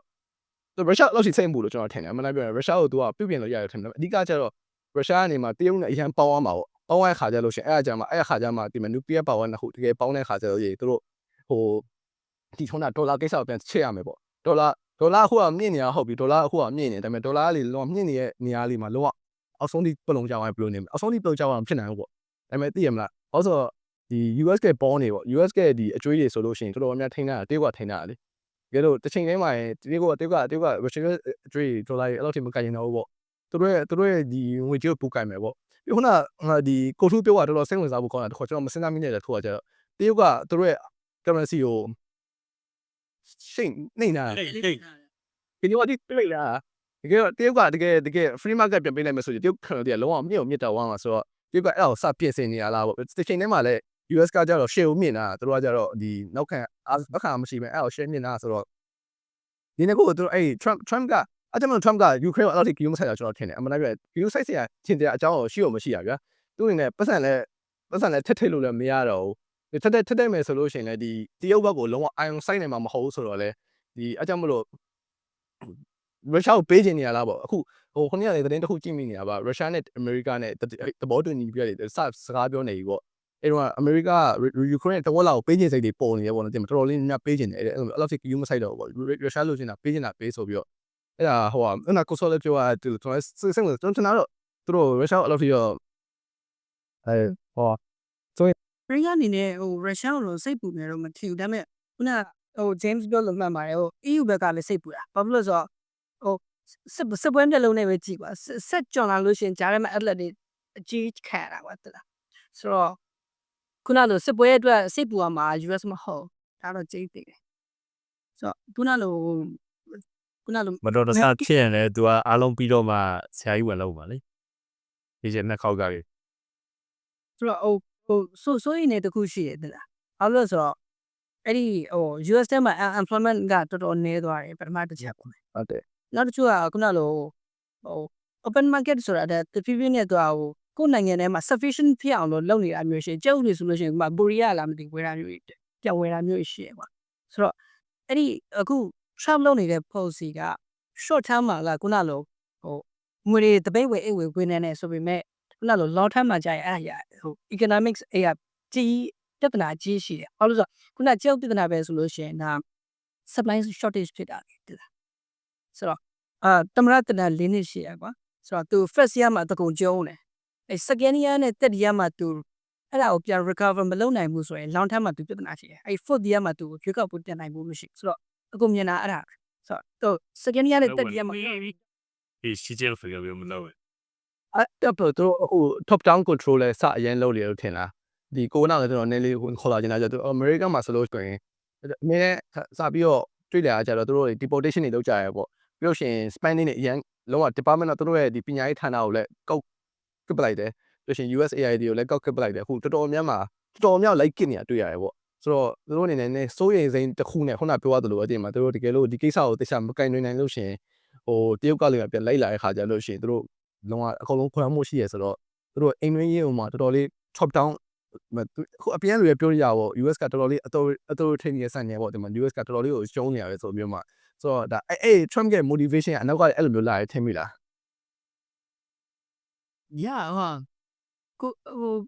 ကိုဂျိမ်းဆိုဒီကိုတို့ဒီကိုစောတို့ပေါ့ဟဲ့ manufacturing နဲ့ပတ်သက်ပြီးတော့တစ်ချက်လေးလာကြည့်ရင်တည်ရပေါ့ manufacturing က it takes decades ပေါ့နော်သူကဆယ်စုနှစ်တွေနဲ့ခြီးပြီးတော့ build လုပ်ဖို့လိုတာပေါ့နော်ဆိုတော့ Trump ရဲ့ဒီခုနဒီစီးပွားရေးအမြင်နဲ့သူကြည့်မယ်ဆိုလို့ရှိရင်သူက manufacturing တော့ဘယ်တော့မှမလုပ်ဘူးအဲ့လိုဆိုသူ့အတွက်ကပတ်စံအောင်ချက်ချင်းမဝင်အဲ့လိုနောက်တစ်ခါကျ၄နှစ်အတွင်းမှာ manufacturing ကိုအောင်မြင်အောင်လုပ်နိုင်ဖို့ဘယ်လိုမှမဖြစ်နိုင်ဟိုဘက်က China ကလုံးဝနှစ်နဲ့ခြီးပြီးတော့ build လုပ်လာတဲ့နိုင်ငံဆိုတော့ manufacturing နဲ့မရဘူးဒါပေမဲ့အခုချိန်မှာ Trump ရဲ့ agenda က political agenda ကသူက national လုပ်ချင်တာမလား globalization လုပ်ချင်ဟုတ်တယ်မလားဆိုတော့ nationalism ဟုတ်တယ် nationalism လုပ်ချင်ဒါပေမဲ့ပြန်ကြည့်လိုက် tech company တွေကဘယ်ဟာကို favor ပို့ပေးတာ globalization ပို့ပေးတာဟောဆို tech company တွေက fair trade လုပ်ရမှာ trade လုပ်ရမှာဆိုတော့ तू က AI ဘက်ကို तू ကလုပ်မယ်ဆိုလို့ရှိရင်သူ့ရဲ့ဒီ political agenda က match သွားမဖြစ်ဘူးဖြစ်နေတယ်ဟောဆို तू ကကိုလူတွေ make again ဆိုကိုလူတွေလုပ်နေရပါညာဆိုတော့ tech သမားတွေကအဲ့ဒါအဆင်မပြေဘူးသူတို့ tech သမားတွေက globalize လုပ်မှရမှာမလုပ်လို့ရှိရင် tech မဖြစ်တော့ဆိုတော့အဲ့တော့ तू ကဒီ manufacturing ကိုပဲ तू ကလုံးဝ point out လုပ်ပြနေတဲ့အခြေအနေမှာအများကြီးတယ်ဒါပေမဲ့သူ့စိတ်ထဲမှာသူ business သမားတယောက်အနေနဲ့ကျွန်တော်ဆိုလဲအခု manufacturing လုပ်တော့ manufacturing ကထိတ်ဆန်းပြတဲ့ကြောင့်ဒါကြီးပေါ်မှာဘလို့မှနိုင်ငံကြီးတစ်ခုလုံးရင်းပြီးတော့ तू bad မလုပ် so အဲ့တော့အခုအချိန်ဒီမှာခုနဘယ်လိုခေါ်မလဲအဲ့လိုဒီ authoritarian ပုံစံပေါက်နေတဲ့ဟာမျိုးတွေလုပ်နေရလို့ပြောနေလို့ဆိုတဲ့ဥစ္စာဒီခုနတခြားဒီဝင်လာမဲ့ခုန Honda ရဲ့အဲ့လိုတခြားဒီ manufacturing ရှိနေပြီးသားလို့ဟာတွေရဲ့ဥစ္စာကသူ့ရဲ့သူဩဇာရှိတယ်ဒီမှာ तू ပြောရင်ပြောတဲ့အတိုင်းဖြစ်တယ်तू လုပ်တဲ့အတိုင်း तू ဂတိပေးတဲ့အတိုင်းဖြစ်လာပါဆိုတဲ့ဟာမျိုးတွေအတွက်ကိုအတိုင်းအတာတစ်ခုတည်းပြဖို့အတွက် तू ကအရှိမဟိုပါပေါ့ guarantee ပေးနေရတဲ့ဟာမျိုးလေးပုံစံမျိုးပို့ပြီးတော့တည်ရပါဆိုတော့လာမင်းတို့လာခဲ့မင်းတို့ငါအခွန်ဘလောက်မကောက်ဘူးဘလောက်ဟောမဖြစ်ဘူးမင်းတို့ဒါရရမယ်မင်းတို့ဒါတွေဖြစ်မယ်ဆိုတဲ့ဥစ္စာကိုပြောတဲ့အတိုင်းမှန်မှုတဲ့ तू ကဒီဘက်မှာပြောတဲ့အတိုင်းလုပ်တဲ့ဥစ္စာတွေအကုန်လုံး तू တောက်လျှောက်လုပ်ရမှာဆိုတော့ तू အဲ့တော့ဘယ်လိုခေါ်မလဲသူတို့ business သမားတွေမှာဗျာကုမ္ပဏီတစ်ခုကို तू ကဘယ်တော့မှအစနေသူတို့မစဘူးဘာလို့ဆိုတော့အဲ့ဒါသူတို့အရင်ကြာတော့စာပြီးသားကုမ္ပဏီအကုန်လုံးလိုက်ဝယ်ပြီးတော့သူတို့အဲ့လို tear apart လုပ်တာတရှိအဲ့လို tear apart လုပ်ပြီးတော့ဟိုဘက်ရောင်းတရားဒီဘက်ရောင်းဟိုတရားစုပြီးပြန်လုပ်တာဆိုတော့၄နှစ်အတွင်းမှာအမြန်ဆုံးလုပ်လို့ရတာအဲ့လိုပုံစံတွေပဲဆိုတော့အဲ့လိုပုံစံမျိုးတွေကဒီပထမတစ်နှစ်ပြီးသွားတဲ့ခါကျရင်တကယ်သာ तू အဲ့လိုမျိုးသွားမယ်ဆိုရင်အဲ့ဒါတွေတော်တော်များမြင်လာလိမ့်မယ်ရောက်လာတဲ့ manufacturer company တွေမှာ तू ဘယ်လိုမျိုးUS ကဘယ်လိုပါပြီးတော့ဘယ်လိုဝင်လာမလဲဆိုတဲ့ဟာကိုမြင်နေပဲသူတို့ US ကကိုယ်တိုင်ကတော့စတဲ့ဥစ္စာမျိုးကတော့စဟိုဖြစ်မှာမဟုတ်ဆိုတော့ခုနဒီတခြားနိုင်ငံတခြားလုပ်ပြီးသားဟာတွေအကုန်လုံးလည်းဝင်လာမယ်ဒီဝင်လာတဲ့လူတွေနဲ့လည်း collaborate ဘယ်လိုပေါင်းပြီးတော့ဒီခုနဒီ war ကိုပေါ့နော်နိုင်အောင်ဘယ်လိုသူတို့တိုက်မလဲဆိုတဲ့ဥစ္စာမျိုး trend ကချပြတယ်အဲ့တော့အခုလောလောဆယ်မှာ तू ကအာနာရှိရဆိုတဲ့ဟာမျိုးပြောတဲ့ဥစ္စာမျိုးကို तू ကအဲ့လိုဟိုကျွန်တော်တို့ဒီဘက်က communist တွေလိုဘယင်းနေလိုမျိုးပုံစံမျိုးအမိတ်မပေးုံတမဲပဲဒါပေမဲ့ဒီဘက်မှာလောကတော့ဟိုကသွားတီးဟာသွားဒါဆိုရင်တော့မင်းကျင်တာတရုတ်ကဘာလုပ်နေအောင်ပဲလို့ထင်တယ်ဟုတ်ဆိုတော့တရုတ်ကကျတော့ US နဲ့အခုဒါဆိုဆုံးဝင်စားတစ်ခုပါဒီ America stream မှာပေါ့ speed ဆိုတဲ့ stream မှာဟိုတရုတ်မှာတွားပြီးမှဒီ streaming လုပ်ခဲ့ရပေါ့ ဖုန်းကြီးအောင်လဲ ground 3ရက် streaming လုပ်ခဲ့တဲ့အခါမှာသူ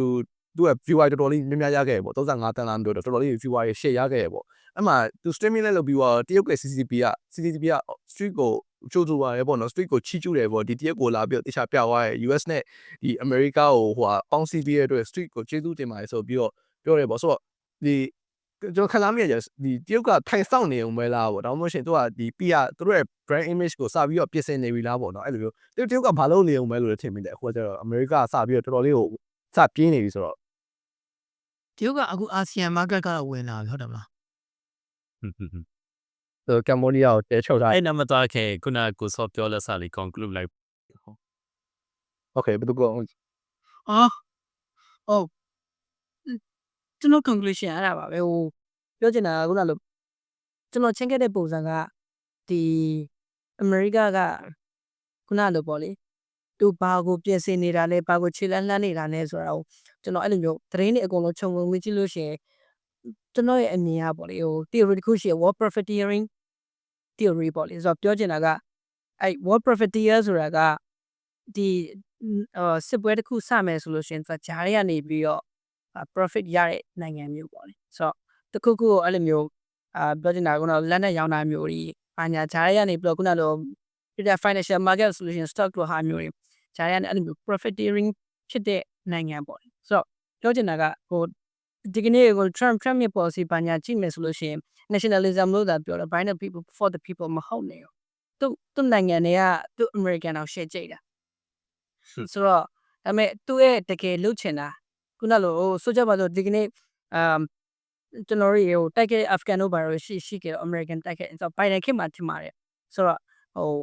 လောကစစ်ကိုပြန်ရုပ်လိုက်တာဒါပေမဲ့အဲ့ဒီဟာစခဲ့တာဟုတ်ပါတော့ George Bush လက်ထက်ကစခဲ့တာဆိုတော့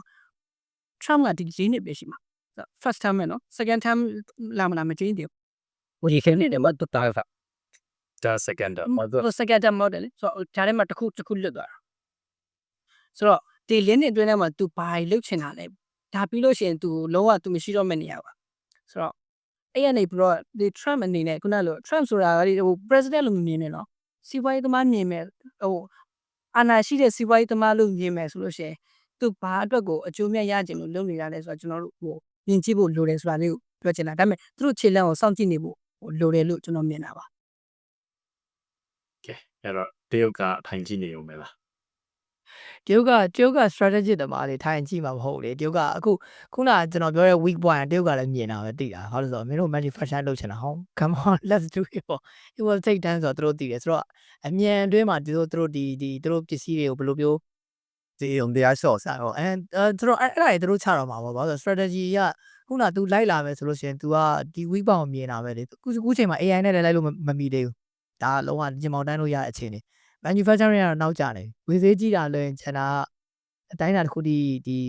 dominant ဖြစ်တဲ့နေရာမှာရှိနေလို့ထင်ရပေမဲ့တကယ်ရဟုတ်မတည်ရဟာပြောအဲ့တော့ခုနကကိုချင်းစောလိုမျိုးပေါ့နော်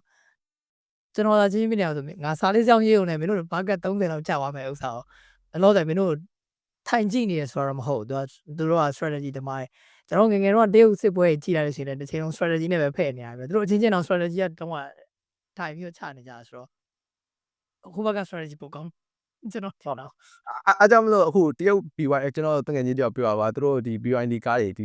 ဟိုဒေါ်လာတစ်ပိုင်းမှရှိတယ် 100% နော် အရင်လည်းညံနေပြီးလို့ရှိရင်ဈေးကလည်းမတရားပြောတကယ်ဟိုကားတွေသူတို့စီမှာ EV ကားတွေဆိုမတရားပေါ်သလားမမေးနဲ့တရုတ်ဟိုကုမ္ပဏီတော်တော်များဆက်သက် site လုပ်လေရဆိုတော့ဒီအမေရိကလုံးဝမင်းတို့ manufacturing လုပ်ဖို့တော့တိုးရမတိုးနေဆိုတော့ဟိုဟာစိတ်တိုင်မျိုးထည့်ပြီးအင်းပါ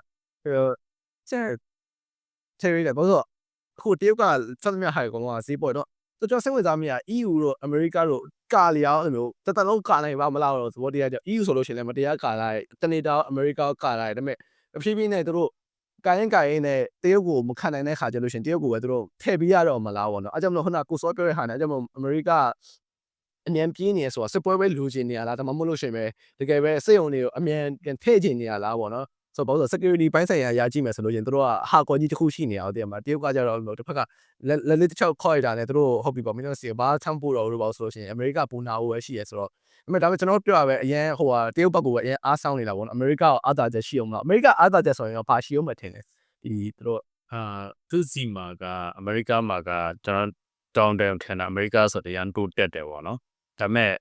သူကအမေရိကမှာအခုတန်း300 something ရှိရဟုတ်တော့မှစိဒီပြရရှိမယ်အဲ့ထဲမှာကပိုပလင်ပြောလို့ရှိရင်ဟိုငပြင်းလို့လည်းပြောလို့ရငပြင်းနေရှိရပေါ့နော်ဒါပေမဲ့ဒီရှီကာဂိုတို့ Detroit တို့လိုမျိုးကြီးတွေမှာဆိုလို့ရှိရင်တော့ဒီကားကုမ္ပဏီတွေပြုတ်ကုန်လို့အလုံးလက်မဲ့ဖြစ်နေတဲ့ကောင်တွေတအုပ်လုံးရှိတော်တော်များတယ်ပေါ့နော်ဟိုတရုတ်လောက်တော့မများပေမဲ့တော်တော်များတဲ့ portion တစ်ခုရှိတယ်သူတို့ကြတော့ဒီကားကုမ္ပဏီတို့ဒီသမော်တီဆောက်ရေးတို့ကဲဟိုစစ်ပွဲဖြစ်ပြီဆိုလို့တန်ကားတို့ဘာလို့စောင့်မယ်ဆိုလို့ရှိရင်ဒါဟို low scale တော့မဟုတ်ဗျာ high scale ဒါပေမဲ့ဟို low education job တွေရောတဲ့မှာဟို AI calculus တွေပါတယ်အကောင်လုံးရှောက်တက်နေစရာမလိုဘူးဟိုအဲ့မှာလောက်ဒီအောင်မပြီးဒီတဲ့ထဲဆိုရဲဟိုပုံစံမျိုးပေါ့နော်ဟို high skill labor ဒါပေမဲ့ဟို low education ပေါ့အဲ့လိုလူမျိုးတွေ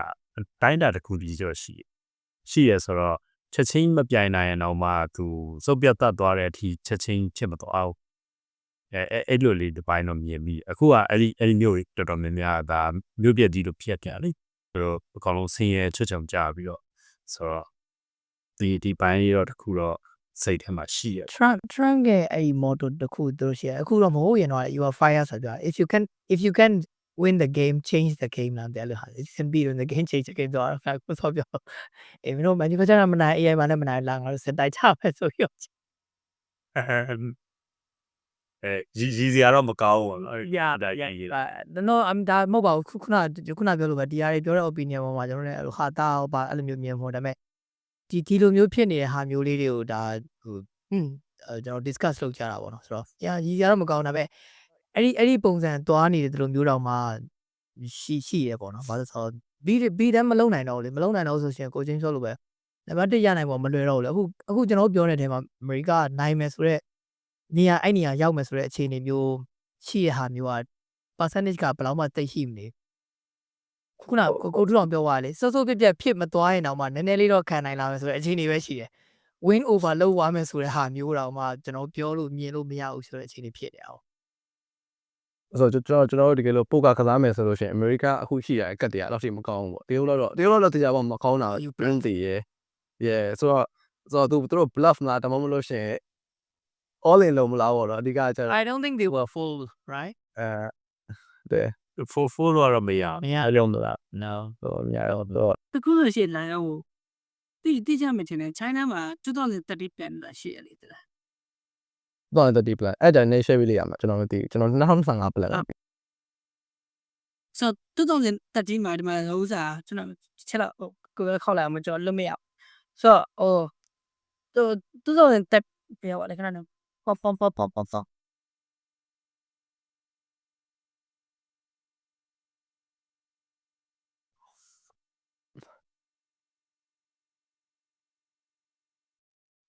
့ဒီရဲမှာကျွန်တော်တို့မဆွေးနွေးမိတာကျတော့အိန္ဒိယပေါ့အိန္ဒိယလည်းသူတို့ဘယ်လိုကစားမလဲတော့ပြောတော့ကြားရလေအမှန်တိုင်းပြောလို့ရှိရင်အိန္ဒိယပို့ပြီးတော့ပို့ထောင်အောင်မယ်လို့ခံစားရတယ်တိလား neutral သူတို့ဒီခုနေ့ကလေကျွန်တော်မိုဒီရဲ့ interview ကြည့်နေတာမိုဒီကတကယ်နိုင်ငံရေးသမားသူကဒီစကားပြောတာရောပြီးလို့ရှိရင်သူရဲ့မူဝါဒတွေအကုန်လုံးကတကယ်တရုတ်ဘက်လည်းမရောက်လိုက်အမေရိကလည်းမရောက်လိုက်ပြီးရှင်တရုတ်ကိုလည်းနန်းလိုက်အမေရိကလည်းတစ်ဖက်နန်းလိုက်ဆိုတော့ဟို solid နေရာထားလို့ India တကယ်ဒီအဲ့ခုန alternative manufacturing hub ဖြစ်လာနိုင်တယ်ဘာလို့လဲဆိုတော့သူ့ရဲ့နေရာ geography သူ့ရဲ့ခုန manpower နဲ့ဒီ cost တွေပါတယ်အကုန်လုံးကဒါလုံးဝ China ကို fight နိုင်တယ်လို့ပြောတဲ့အချိန်မှာပြန်ခုန coaching India ထုတ်ပြောလိုက်လို့အကုန်လုံးပြန်ကြည့်လိုက်လို့ရှိရင် India ပဲပြန်ပြီးတော့ဟောဖြစ်နိုင်ပါလက်ရှိအခြေအနေပါ အခုကတရုတ်ကကျတော့အမှန်တိုင်းပြောလို့ရှိရင် Eastern Hemisphere ပေါ့အရှေ့တိုင်းမှာဆိုလို့ရှိရင်တရုတ်ကလုံးဝသူကကြီးစိုးနေတာသူတို့လက်တက်နေအကုန်လုံးကနိုင်ငံတိုင်းလူမှာရှိရတယ်တင်မှာအခုတခြား ASEAN တွေကကမ္ဘောဒီးယားပေါ့ဆိုလို့ရှိရင်တို့ကသူ့လက်အောင်နေပါပဲသူတင်မှာတရုတ်က depth trap ပေါ့တရုတ်ကအကျွေးမတရားပေးပြီးတော့မှလုပ်ပြီးပါမင်းနည်းနောက်ထောင်လိုက်ပေါ့အကွက်လေးနဲ့ဆိုတော့အဓိကကျတော့အိန္ဒိယအဲ့အောင်လက်ခံချင်မှာမလားပေါ့ဆိုတော့ Eastern မှာဆိုလို့ရှိရင်အိန္ဒိယရှိနေတယ်အိန္ဒိယသူတို့တရုတ်ကနံပါတ်1ဖြစ်နေအောင်ဆိုတော့အမေရိကအိန္ဒိယတော့တော်တော်လေးတော့ဟိုဟာပို့ပြီးအကူရမယ်လို့ကျွန်တော်ထင်မိတယ်တင်မှာအိန္ဒိယဟုတ်ပြီပေါ့နော်ပဲချီပါစမ်းမဆိုပြီးတော့အဲ့လေးနည်းနည်းဆွေးနွေးသွားဖို့ကောင်းမယ်ထင်တယ် yeah ဟုတ်စေကိုစောနဲ့ပြပြကိုစောပြပြကျွန်တော်နောက်ထပ် segment ခေါ်ရမယ်ကြာဒါနည်းကြလေးဆို တရုတ်မှာ2030 plan ဆိုတာ2030မှာတရုတ်ကလောက rich country population ဖြစ်လာမယ်ဆိုတာမျိုး plan သူတို့ရှိတာဆိုတော့ရောက်ခါနေပြီလေတိလားဆိုတော့ပြောချင်တာကခုနလိုပေါ့လေတရုတ်ကခုနလို James ပြောတာကိုပြောပြတာပါထိုင်ဆောက်နေုံပဲလားဆိုတော့ထိုင်ဆောက်နေဘူးတော့မဟုတ်သူတို့ကပြင်ဆင်တဲ့ plan တော့ရှိဘူးဒါအကုန်လုံးသိပြီးသားပါနောက်တစ်ခုကခုနလို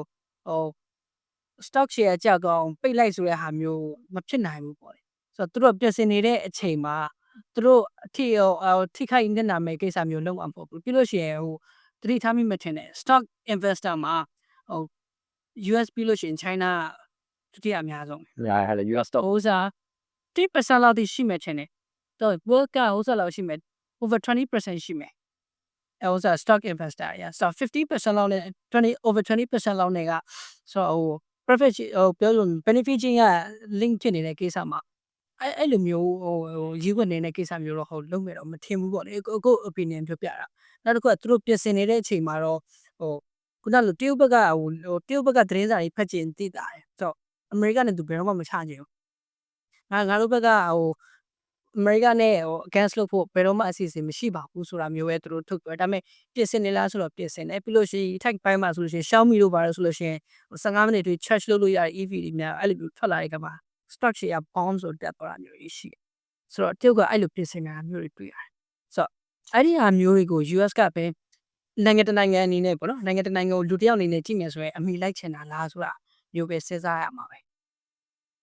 နောက်တစ်ခုဒီမှာဖြည့်ချင်တာပေါ့နော်ခုနပြောသလိုပဲ US မှာကျတော့အာသာချက်ကမရှိသလောက်ပဲလို့ကျွန်တော်တို့ပြောတာပေါ့နော်ဒါပေမဲ့တစ်ချိန်တည်းမှာပဲပေါ့နော်တရုတ်မှာကျတော့အားနည်းချက်ကလေးတွေရှိတယ်နှစ်ခုသုံးခုရှိတယ်ပေါ့နော်ပထမတစ်ခုကကျတော့သူ့အနောက်ပိုင်းကပြည်နယ်ယူနန်တို့စီချန်တို့ဒါမြန်မာတွေနဲ့ရင်းနှီးပါတယ်အစားအသောက်ကိစ္စပဲအဲ့တိုင်းအဲ့ပြည်နယ်တွေဆိုလို့ရှိရင်ဒါသိပြီးတော့မဖွင့်ပြိုးတော့ဒီသူ့မှာလည်းဆင်းရဲချမ်းသာကွာဟချက်ကြီးရရှိအဲ့တော့အဲ့ဒီကောင်မငြိမ်မသက်ဖြစ်လာအောင်လို့သူကလည်းတော်တော်လေးကို balance လုပ်နေရတဲ့အနေအထားမှာရှိအဲ့ချိန်မှာဒီတရုတ်ပြည်မှာဒါ order မှာထားတဲ့အိမ်တွေမအနိုင်ဘူးဆိုတာအရင်ကလည်းပြောဖူးတယ်အဲ့ပိုင်းအဲ့ဒီအပိုင်းနှစ်ပိုင်းပေါ့နော်အဲ့တော့သူတိုင်းပြည်ထဲမှာဒီစီးပွားရေးဒီပြဿနာအကြီးဖြစ်မသွားအောင်သူလောလောဆယ်ကင်နေရတဲ့အပိုင်းတော့ရှိတယ်အဲ့တော့ဒီဘိုင်းတွေလည်းကျွန်တော်တို့ကတော့ဒါထဲစဉ်းစားတင်တယ်ပေါ့နော်အမေရိကကတော့ဆော်ကြရင်ဆုတ်ပြတ်သွားမှာပဲဆိုမှန်တော့မှန်တယ်ဆုတ်ပြတ်သွားမှာပဲဒါပေမဲ့အဲ့ချိန်မှာမတော်တဆတော့ဒီစီးပွားရေးနဲ့ပတ်သက်တဲ့ဒီဆင်းရဲချမ်းသာမညီမျှတဲ့ကော်စောကြီးကိုတရုတ်6ယောက်ကနေတရုတ်ယောက်ကဆွဲလိုက်လို့ရှိရင်တရုတ်ကမှ9ပါးမှောက်အဲ့တော့ဆက်ပြီးဆောင်ကြည့်ရမှာဟုတ်နောက်တစ်ခုကလေကျွန်တော်မြင်တာကြတော့တရုတ်နဲ့ American race မှာလေခုနက American ဘက်ကrent seeking strategy မဲ့သုံးသလားဆိုတော့ယူဆချက်တချို့တွေ့ rent seeking ပြဿနာကကျွန်တော်ပြောချင်တာကခုနလို company တစ်ခုရှိရဲသူလည်းကဒီလောက် production လုပ်တယ်ငါလည်းဒီလောက် production လုပ်တယ်အဲ့လိုမျိုးပြိုင်တာမဟုတ်ခဲနဲ့ခုနလို production efficiency ရဖို့ခုနလိုbenefit တစ်ခုခုရဖို့ကိုခုနလို production တိုင်တာမျိုးမဟုတ်ဘဲနဲ့တခြား politically ခြေထိုးတာမျိုးတွေရှိတယ်တခြားတစ်ခုခုပေါ့လေနော်ဆိုတော့ဒီလိုfair play မဟုတ်ဘဲနဲ့တခြား need တစ်ခုခုနဲ့ပေါ့လေ political ကောခုနလိုwar အရာတော့မကောင်းပါလေတခုခုအခြေတက်ပေါ့ခြေထိုးပြီးတော့ဒီစီးပွားရေးပေါ့လေသူတို့ rivalry ဖြစ်တဲ့အချိန်မှာအသာစီးရအောင်ကြိုးစားနေတာလားဆိုတော့ဒီ rent seeking approach နဲ့ကျွန်တော်မြင်တာမျိုးတွေတော့ရှိတယ် ကိုစောရအဲ့ကြတရုတ်ဘက်ကပိုလုံးဝမဟုတ်လားအမှန်တမ်းပြောရင်ဒီဒါနောက်ကိုရီးယားတရုတ်တို့ကမတရားနာမည်ကြီးလေခုနေ့ကလည်းနီးနောက်ကိုရီးယား hacker Bybit hacker ဆိုတော့အဲ့တော့မလားပြောရင်ဘယ်သူဘက်ကတော့အခုနှစ်ဖက်လုံးကလုံးတယ်ကျွန်တော်ထင်တာပဲကျွန်တော်ကတော့ဒါတော့ short better မဟုတ်ပို့လို့တယ်မလို့ဆိုတာထက်လေသလားကိုအသာစီးရဖို့ဆိုတော့လောက်ကြမှာပဲမြင်တယ်ကွဆိုတော့ James ရဲ့တည့်တဲ့အတိုင်းပဲတာရူညီမြလုံးဝ inequality ကိုဖျက်ဆီးနိုင်တဲ့ဟာတစ်ခုပဲရှိတယ် war ဒါမှမဟုတ်ခုနလိုခုနလို covid လိုဟာမျိုးတွေ disaster လိုဟာမျိုးတွေအဲ့ဒါတွေပဲ quality ကိုဖျက်ဆီးနိုင်တာလေတလားအဲ့တော့ညနိုင်ပေါ်အဲ့ဒါမျိုးပဲမြင်တယ်ကျွန်တော်ကိုထူးပြောရဟာပေါ့အရင်စိတ်အာယုံစိုက်မိရကြတော့အမေရိကတက်ဝါရဲ့ချိန်က support ဖြစ်တဲ့ချိန်တွေတက်ဝါလေးရှိရဆိုတော့Trump က peace maker လို့ပြောနေပဲသူအဲ့လိုမျိုးအပြောတစ်မျိုးအလုပ်တစ်မျိုးဖြစ်နေမလားကျွန်တော်အဲ့တခုကလည်းခေါင်းထဲမှာနည်းလေးတွေးလေးတစ်ခုတော့ရှိနေရဲ့အမှန်တမ်းပြောရရင် ကြောက်ဖို့တော့ကောင်းတယ်နော် ကြောက်ဖို့တော့ကောင်းပါ yeah ဆိုတော့ okay နောက်တစ်ဆက်ပြောလိုက်ကြတော့ခုနကကိုထူးပြောရတဲ့ဟာတစ်ခုကျွန်တော်စိတ်ဝင်စားဖို့ပေါ့ inequality ပေါ့အခုဒီချမ်းသာတာနဲ့ဆင်းရဲလူတွေကကြတော့တော်တော်လေးမများတော့ဘူးပေါ့တော်တော်လေးမျှတာမဟုတ်တော့တော်တော်လေးမမျှတော့ဘူးဟာဒါဒီအနောက်တိုင်းနိုင်ငံတွေမှာဆိုလို့ရှိရင်ဆိုးတယ်အရှေ့တိုင်းနိုင်ငံတွေဒီဖွံ့ဖြိုးပြီးနိုင်ငံတွေမှာဆိုလို့ရှိရင်တွေ့ရတယ်ဒီကိုရီးယားတို့ဂျပန်တို့မှာဆိုလို့ရှိရင်တွေ့ရတယ်ပြောရှင် EU ပေါ့ EU မှာဆိုလို့ရှိရင်သွားယူပဲ EU ကကျတော့လုံးဝဒါ Trump ကလည်းအဲ့အောင်ကြောက်တာလားပေါ့နော်သူအနေနဲ့ကျတော့ဒီ world first EU ဆိုလို့ရှိရင်ကျွန်တော်တို့ဆွေးနွေးရမှာ EU ကိုလုံးဝ player တယောက်ဖြစ်တော့မထည့်တော့ဘူးမသိရင် EU ကဘေးနားလေးကဆိုင်ကြည့်နေတဲ့ကလေးလေးတယောက်လိုဖြစ်သွားပြီကအရင်တော့ဆိုလို့ရှိရင် EU ဆိုလို့ရှိရင်တကယ်ကိုကြောက်နေရအတိအမတော်ဒါ EU ပေါ့နော်ဒါပေမဲ့ခုကျ EU ကကျတော့ကမ္ဘာဟိုအိမ်မှာဒီစစ်တွင်းရင်ခွက်ထဲမှာမပါတော့ဘူးဗျာမနိုင်ပြောလို့ညနေပြန်ကြားလို့ခိုင်းနေရနဲ့ခံနေရပြီပေါ့ဒီအမေရိကခိုင်းရတဲ့ရုရှားကိုလည်း energy ရဖို့အတွက်စောင့်နေရဘာညာဟောစပေါ်တရားဆိုတော့အဓိကကျတော့ဒါဘာဖြစ်လို့လဲပေါ့နော်သူတို့အနေနဲ့ဒီ policy တွေမှာဆိုလို့ရှိရင် equality ကိုအရင်အာရုံစိုက်ခဲ့တဲ့ policy တွေတုံးခဲ့ပြီးတော့မှတကယ် economic ပိုင်းဆိုင်ရာစီးပွားရေးပိုင်းဆိုင်ရာမှာဆိုလို့ရှိရင်တို့ inequality ပေါ့မများတမှုရဲ့အရင်ဖြစ်လာလို့လားပေါ့ကျွန်တော်ဒီမှာတက်ဆွေးနွေးသွားချင်တာကျတော့ ကျွန်တော်ရဲ့ thesis ကကျတော့ middle class ပေါ့နော်နိုင်ငံတိုင်းမှာဒီအလေလက် middle class ကသိမရှိရဘူးလို့ခံစားရတယ်ကျွန်တော်တို့ဒါကျွန်တော်အကိုယ်တိုင်အမေရိကမှာလည်းနေလေအမေရိကမှာလည်းတွေ့ရမယ်ဆိုလို့ရှိရင်လူတော်တော်များကဒီစားစရိတ်နေစရိတ်သုံးစရိတ်ပေးပြီးတော့ရတယ်သူတို့မှာကားဝယ်ဖို့အိမ်ဝယ်ဖို့ဆိုတာမရှိတော့တလောက်တော့ခံစားရပြီးရှင်အကုန်လုံးမှာအကျွေးရင်လည်းပိတ်ပြီးတော့မွန်းကျက်နေရလို့ကျွန်တော်ခံစားနေရတယ်ပေါ့နော်ဒီမှာဆိုလို့ရှိရင်အလုပ်အချိန်တွေကလည်းအဲ့လောက်ချိန်မကောင်းလို့ရှိရင်အိမ်စိမ်းနှုန်းတွေရောစားစိမ်းနှုန်းတွေရောတောက်စိမ်းနှုန်းတွေရောမတရားမြင့်တက်လေတဲ့ခါကျတော့ middle class ကကျတော့တော်တော်လေးကိုဟိုဟာခံနေရတယ်ပေါ့ဒီမှာဟိုဘက်ဒီဘက်ခံနေရတယ်ဆိုတော့အကြောင်းမလို့ဆက်ပြီးတော့မှသူတို့ရေဟိုစပွဲအရန်လိုချင်တဲ့လူတွေရောဒါမှမဟုတ်လို့ရှိရင်အရန်ပဲဒီတခါကျရင်ဆန္ဒပြတာရအရန်နေဟို violence ပေါ့နော်တွေးထွက်တန်ရုံဖြစ်နေရလာတာပေါ့သူတို့နေနဲ့ဒီမကျေနပ်မှုတွေကြောင့်စနေရတာ EU မှာဆိုလို့ရှိရင်ပို့ပြီးတော့တွေးထွက်တန်ရုံဖြစ်ကြရပေါ့ Tesla တွေမှာဆိုလို့ရှိရင်မီးရေရှို့ကြရဲဒီမှာဒါ Donald Trump ကလုံးနေဆိုလို့ရှိရင်ဒါ Elon Musk နဲ့ပတ်သက်ပြီးတော့မှမီးစရှို့ချက်ပေါ့ဟိုဘက်ကဆိုလို့ရှိရင်လည်းဒီမှာအဓိကကျတော့ဟိုတွင်းရဲ့သဘောတရားကျတော့ဒီ economic မှာအလဲဒီစီးပွားရေးပိုင်းဆိုင်ရာမှာကိုယ့်ရဲ့ one ဖူလုံမှုမှာအလဲလက်မရှိတော့လို့သူတို့အနေနဲ့ရောဒီစိတ်ပိုင်းဆိုင်ရာရမှာရောဒီမှာနိုင်ငံရေးရမှာတို့အနေနဲ့အရန်အလဲလက်မရှိတော့တာလားပေါ့ဟိုဘက်ဒီဘက်အရန်အစွန်းရောက်လာတွေ့ရတယ်ပေါ့ဆိုတော့ကျွန်တော်မေးချင်တာက middle class ကဘယ်လိုမျိုးတဖြည်းဖြည်းနဲ့ပျောက်လာရလဲပေါ့နော်ဘယ်လိုမျိုးစဖြစ်ပြီးပျောက်လာရလဲဒါကျဒီသင်ခန်းစာတစ်ခုလားပေါ့အဲ့ဒါခုနကျွန်တော်ပြောတာဆက်ဆက်မှုရှိနေထင်တာပေါ့အဓိကကျတော့ ကိုစောရစပေါ်တီမှာပေါ့သူတို့ခုနောက်ပိုင်း economic theory တွေကဘာပြောလဲဆိုတော့ middle class ကတည်းပျောက်လာပြီးတော့ဟို upper နဲ့ lower ပဲကျန်တော့တယ်ပေါ့နော်ဟုတ်ကျွန်တော်တို့ဒီဖတ်ဆောင်တဲ့ definition နဲ့ပြောရင်တော့ middle class ဟာမပျောက်ပါဘူးပေါ့နော်အကုန်လုံးဆင်းရဲတဲ့ချမ်းသာအကုန်လုံးတန်းစီလိုက် layer ပိုင်းလေးယူလိုက်ရင်ဒါ middle class ပေါ့ဒါပေမဲ့တကယ်လည်းအဲ့လိုမဟုတ်ခြားထဲမှာကွာဟချက်ကဒါကြီးလာပြီးတော့နည်းနည်းပျောက်လာဆိုလိုမျိုးဖြစ်တဲ့ဆိုတော့ theory တွေလည်းရှိတယ်ပေါ့နော်ဘယ်လိုလဲတော့ ပြောစားလေးဟို middle class နဲ့ဟိုပျောက်လာတဲ့အကြောင်းရင်းကတခုဟိုအကြောင်းများတော့ရှိတယ်ဒါပေမဲ့တခုကခုနလိုဒီ podcast ထဲမှာပါတဲ့အကြောင်းအရာပဲပြန်ကောက်ရအောင် globalization ဆို globalization ကြောင့် middle class ပျောက်လာတယ်လို့ပြောကြအောင်ဆိုဘာကြောင့် globalization နဲ့ middle class ပျောက်စေရလဲဆိုပြောချင်တာကခုနလိုပြောချင်လိုက် income inequality ပေါ့လေဆိုတော့လုံးဝဟို income distribution ကလုံးဝမညီမျှလာတဲ့အခါမှာ middle class ကပျောက်လာတာပြောချင်တာကဟိုအလောက်ကအခွင့်အလမ်းကိုပို့ပြီးတော့ catch up လုပ်နိုင်တဲ့သူပို့ပြီးရနိုင်တဲ့သူတွေကပို့ပြီးလုပ်ကြတယ်ပြီးလို့ရှိရင်ခုနလိုပေါ့ဟိုကျွန်တော်တို့ capital လို့ပြောလို့ရှိရင်လက်လေးပေါ့လေ capital ပို့ပြီးတော့အဲ့ resource တွေပို့ရှိတဲ့သူကပို့ပြီးတော့ဟိုအမျက်အစွန်းများရနိုင်အောင်ပို့ပြီးတော့အလုပ်ပို့လုပ်နိုင်ကြတယ်ဒီခေတ်မှာဆိုရင် technology ပါထည့်ရတယ်ဆိုတော့ Cobb Douglas ဥစား Cobb Douglas theory ဆိုတော့ပြောချင်တာကဟိုလက်လေးပဲ capital ပြောလို့ရှိရင် technology ပေါ့အဲ့ဒါတွေကဘာဖြစ်လဲဆိုတော့အဲ့ resource တွေရှိတဲ့သူကခုနလို profit ကိုလက်များပို့လုပ်နိုင်လက်လန်းမိလာဆိုတော့ချမ်းသာလေးကိုပို့ချမ်းသာပါတယ်ဆိုတော့အဲ့ resource တွေမရှိတဲ့သူကအလုပ်လုပ်ရတယ်အလုပ်လုပ်ပြီးတော့ James ပြောသလိုပဲလက်ထဲမှာ disposable income ပြီးပျောက်သွားပြီဘာမှမကျန်တော့ဆိုတော့မျိုးဆိုတော့အထူးသဖြင့်ဟိုconflict ဖြစ်တဲ့နိုင်ငံတွေဆိုပိုဆိုးတယ်ဆိုဒီမှာဒါကဟိုဆိုကြပါစို့ဒါဟို poverty line ပေါ့အရင်တော့ poverty line အောက်မှာ 20% ရှိရတဲ့ခြေကနေပြီးတော့ poverty line အောက်မှာ 40% လောက်ထိမြန်မာနိုင်ငံဆို 50% လောက်ရှိမှထင်တယ် poverty line အောက်ရောက်လာဆိုတော့ဆင်းရဲသူကပိုဆင်းရဲလာကြတယ်ဆိုတော့ချမ်းသာတဲ့သူကခုနလိုဟိုဆိုထိုက်ခွန်းလို့ပြောရမယ် Tesla လို့ထိုက်ခွန်းလို့ဟာမျိုးတွေက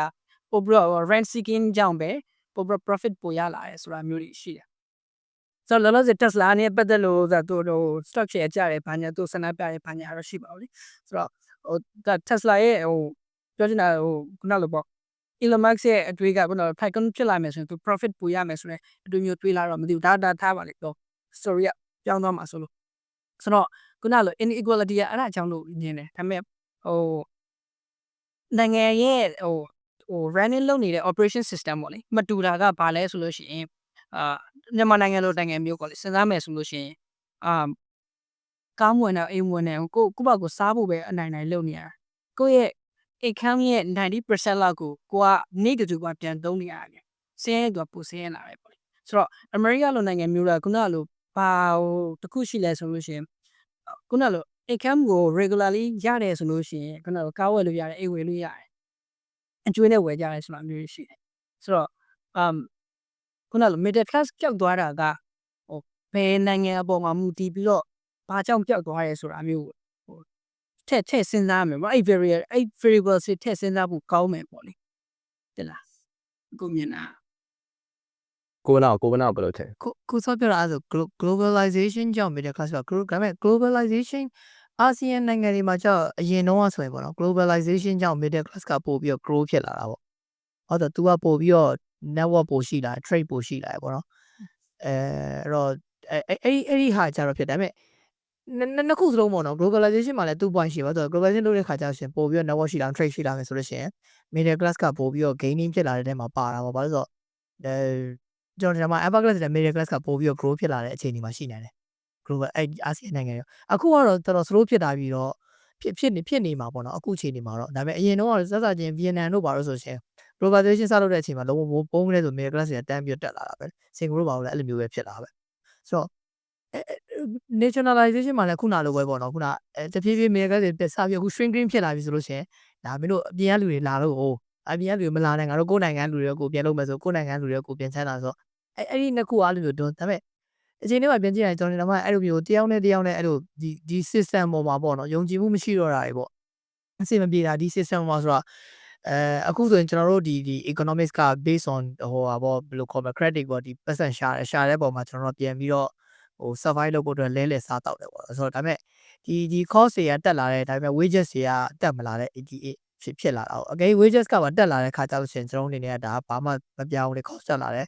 wages ကလည်းတက်လာတယ်ကိုက3သိန်းရတယ်ကျဲဦးက100ဒါပေမဲ့ကျဲဦးက300ဖြစ်လာတဲ့ခါကျရင်ကိုက3သိန်းရတယ်ဆိုလို့ရှိရင်ဒါစိတ်ပေါ့နော် ကာမီနေ ဆိုတော့တာကာမိတယ်ပေါ့ဆိုတော့ real time မှာမပြောင်း real မပြောင်းပေါ့အဲ့ခါကျတော့အဲ့ဒါအဆင်ပြေဒါပေမဲ့အခုကကျတော့ wages တွေလုံးဝကျလာတဲ့ခါမှာအခုကျွန်တော်တို့အရွယ်တွေဆိုလို့ရှိရင်ကျွန်တော်တို့အငယ်တော့အဖေအမေတွေအဖိုးတွေဖိုင်တွေတော့ဆိုအိမ်ဝယ်နိုင်တော့ပါကျွန်တော်တို့အိမ်မပြောနဲ့အိမ်မင်းသားအိမ်ထိတ်ကတဲလေးတောင်ဝယ်နိုင်ဖို့မလွယ်တော့တဲ့အခြေအနေဖြစ်သွားတာမျိုးမမီတော့ဘူးလေရန်မမီတော